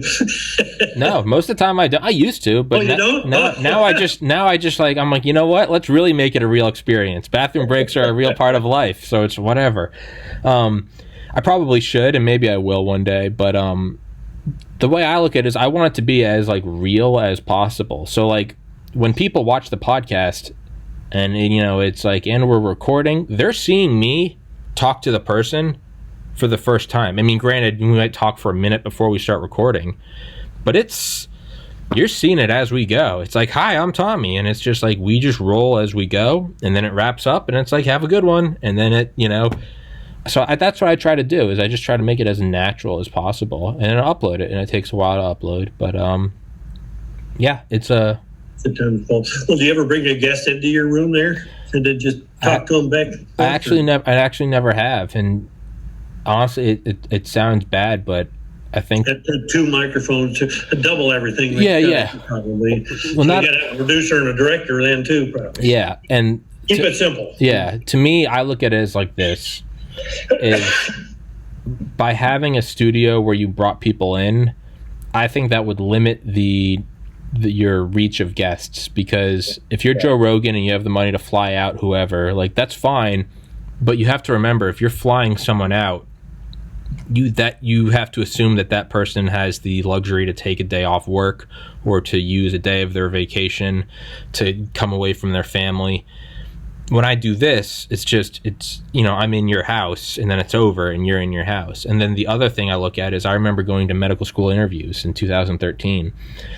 You got to go to the airport, you got to go through security, you fly out to the city, you get to your hotel, you change, you try to calm down, get a good night's sleep, wake up early, take a cab to the place, and then you got to put on a suit and tie, and you're sitting there in a room, and you're nervous, you're not in your hometown, you don't know where you are, you're all discombobulated, and you're like, I want to be a doctor because, and then you leave, and you got to fly back home, you got to come, and it's this long 72-hour process for 15 minutes face-to-face.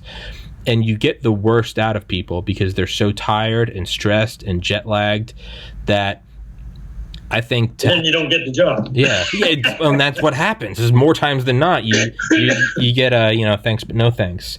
So I figure by kind of, beaming into your house, I get the most relaxed version of people. You're in your chair. You're on your computer. You can go to your bathroom.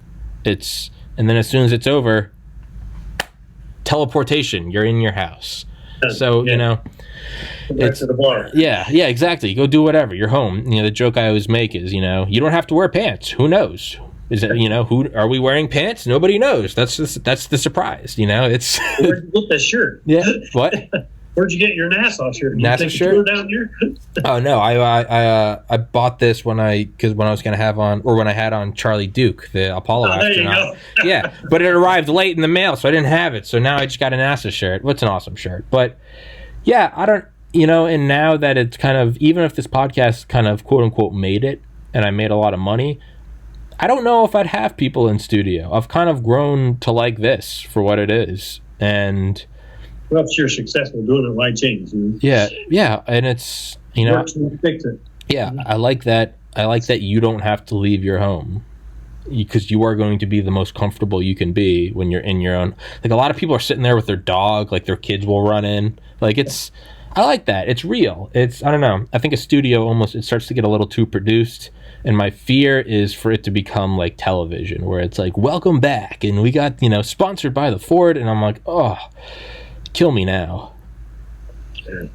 So, but we're going on 2 hours, so let's wrap this one up, and see you tomorrow. You're coming back tomorrow, yeah, and we're doing doing tomorrow, 1 o'clock or 2 o'clock. What do you want to do? 2 o'clock your time, 3 o'clock my time. Okay. Sounds because good. I don't want to say 2 o'clock and then text you at 3 in the morning and be like, can we do 3 o'clock? So that's just whatever works for you. I said I'm pretty loose here. Yeah, so. And this is yeah. This was a 2-hour podcast, so this will take a little longer to edit and to upload. So I mean, last half hour you can just cut off because we didn't talk about it. No, I upload all of it. It's if you're listening to it and you get bored of it, you can just close out. I like to put it all up.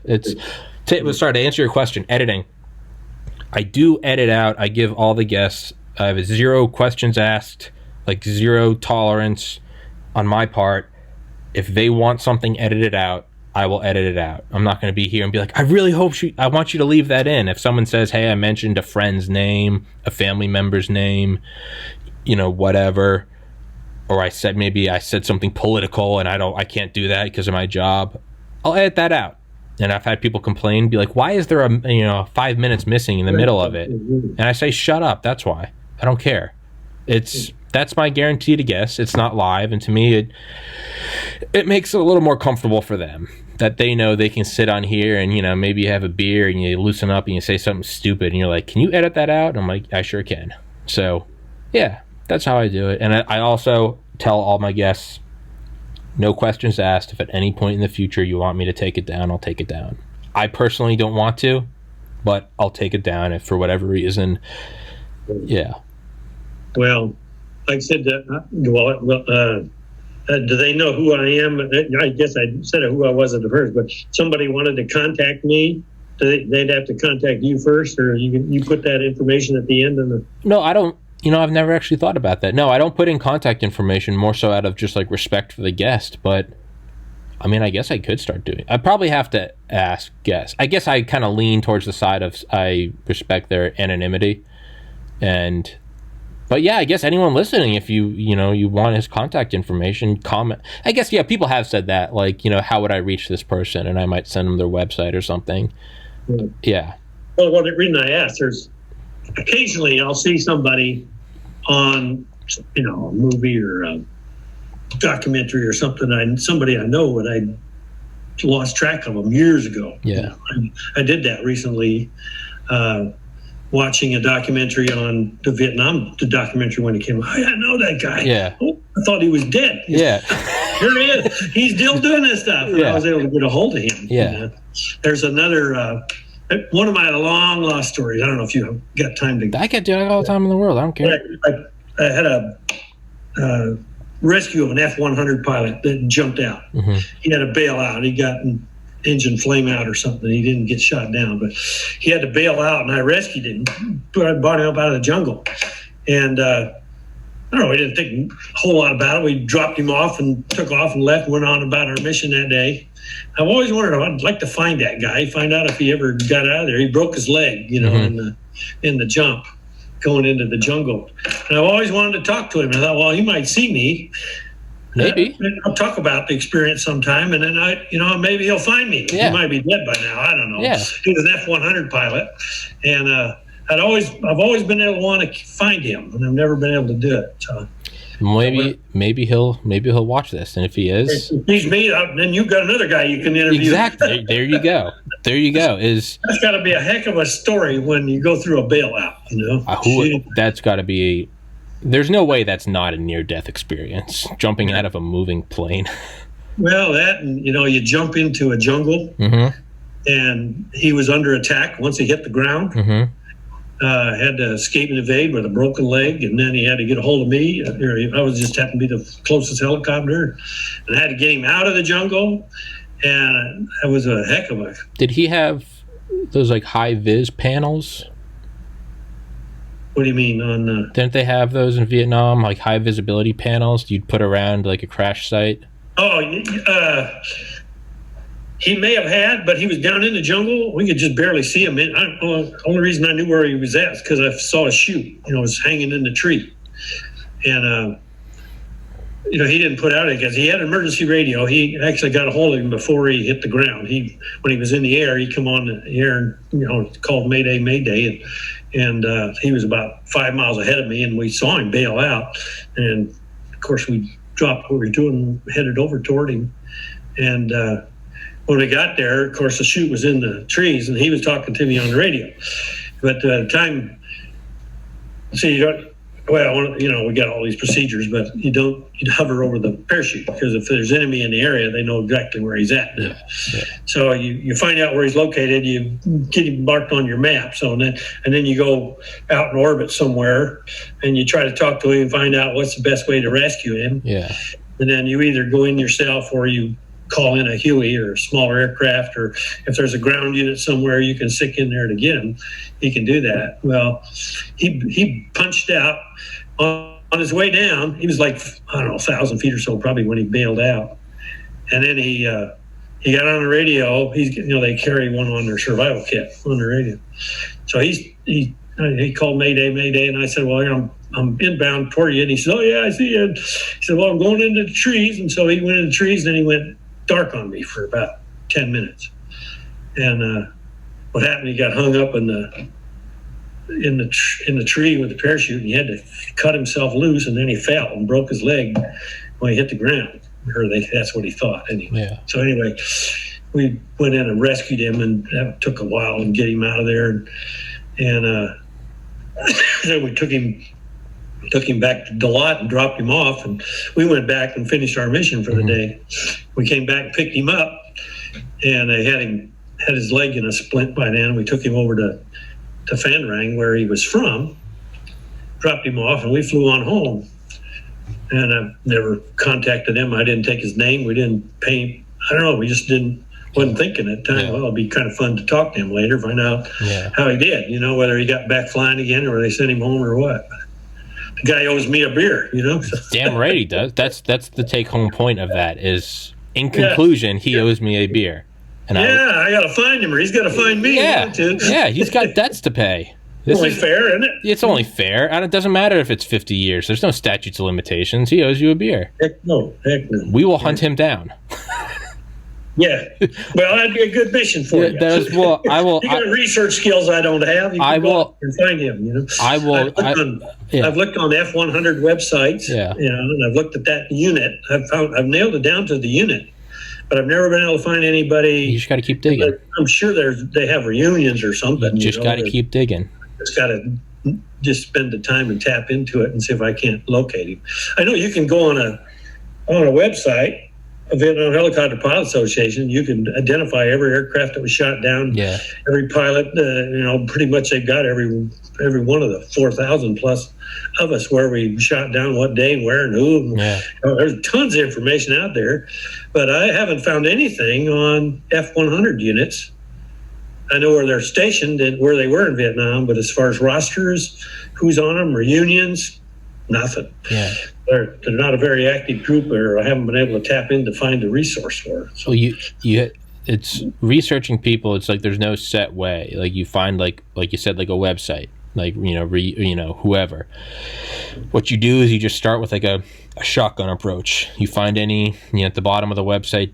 Is there a contact us link? Is there someone's running the website so you can find whoever's there? Or you make a post and you say, hey, who would I? You don't even say, do you know this person? You say, does anyone know what steps I would take to find this person? And you keep asking. I mean, it really is like metal detector.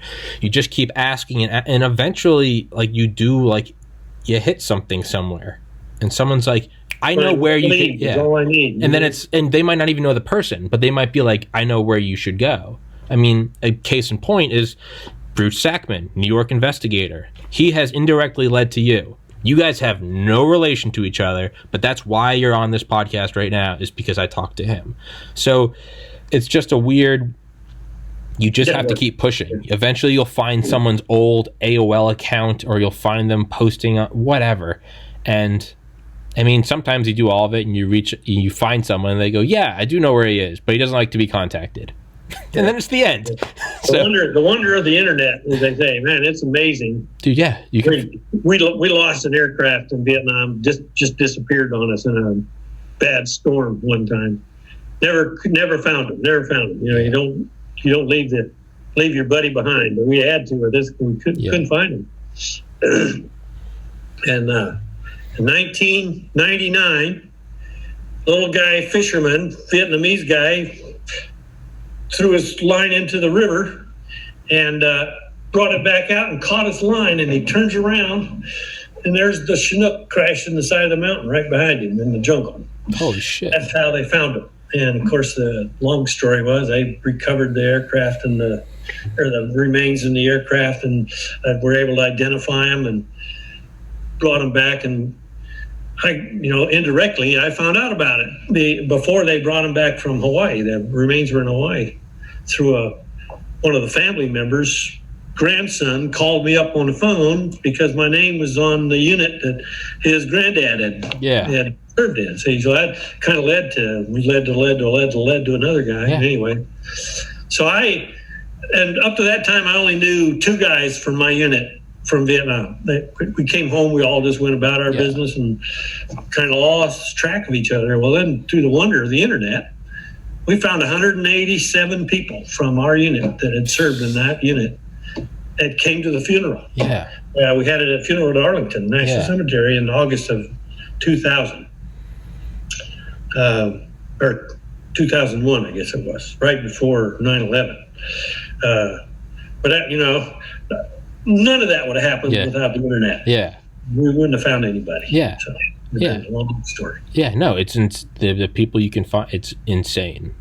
It's insane. You can find anyone. I mean, you really can. I mean, I had on a guy that walked on the moon. Like, how the hell else would that ever happen? In what lifetime would that happen, where you get a guy that walked on the moon? Yet here we are. Yeah. Talking to each other. Exactly. Well. All right. Well, we better hang it up. Let's wrap this one up. It won't be uploaded until like the wee hours. So, but I'll send it to you, and then I guess I'm talking to you tomorrow. So I'll we can follow up on those potential guests tomorrow, and you contact them, and you can send them this podcast so they can see what it's like, and blah blah blah. Yeah. Okay. All right, man. Mr. Beckenhauer, thank you so much for coming on here, and I'll see you tomorrow. So. I forgot. What time did you say? 2 o'clock or 2 p.m. your time. 2 p.m. your time, 3 p.m. my time. Okay, Same time. Same time as today. Same time. All right. Very sir. Good. Thank you very much. I'll see you tomorrow. My old brain, the senior moments, I got to write it down. Dude, I'm 30 and I still have everything written down. I'm like, what am I doing? So it's fine. I still have alarms, so it's good. We're good. But if you need to change it. Okay. Yes, sir. All right, my man. I'll see you tomorrow. Bye-bye. Yep.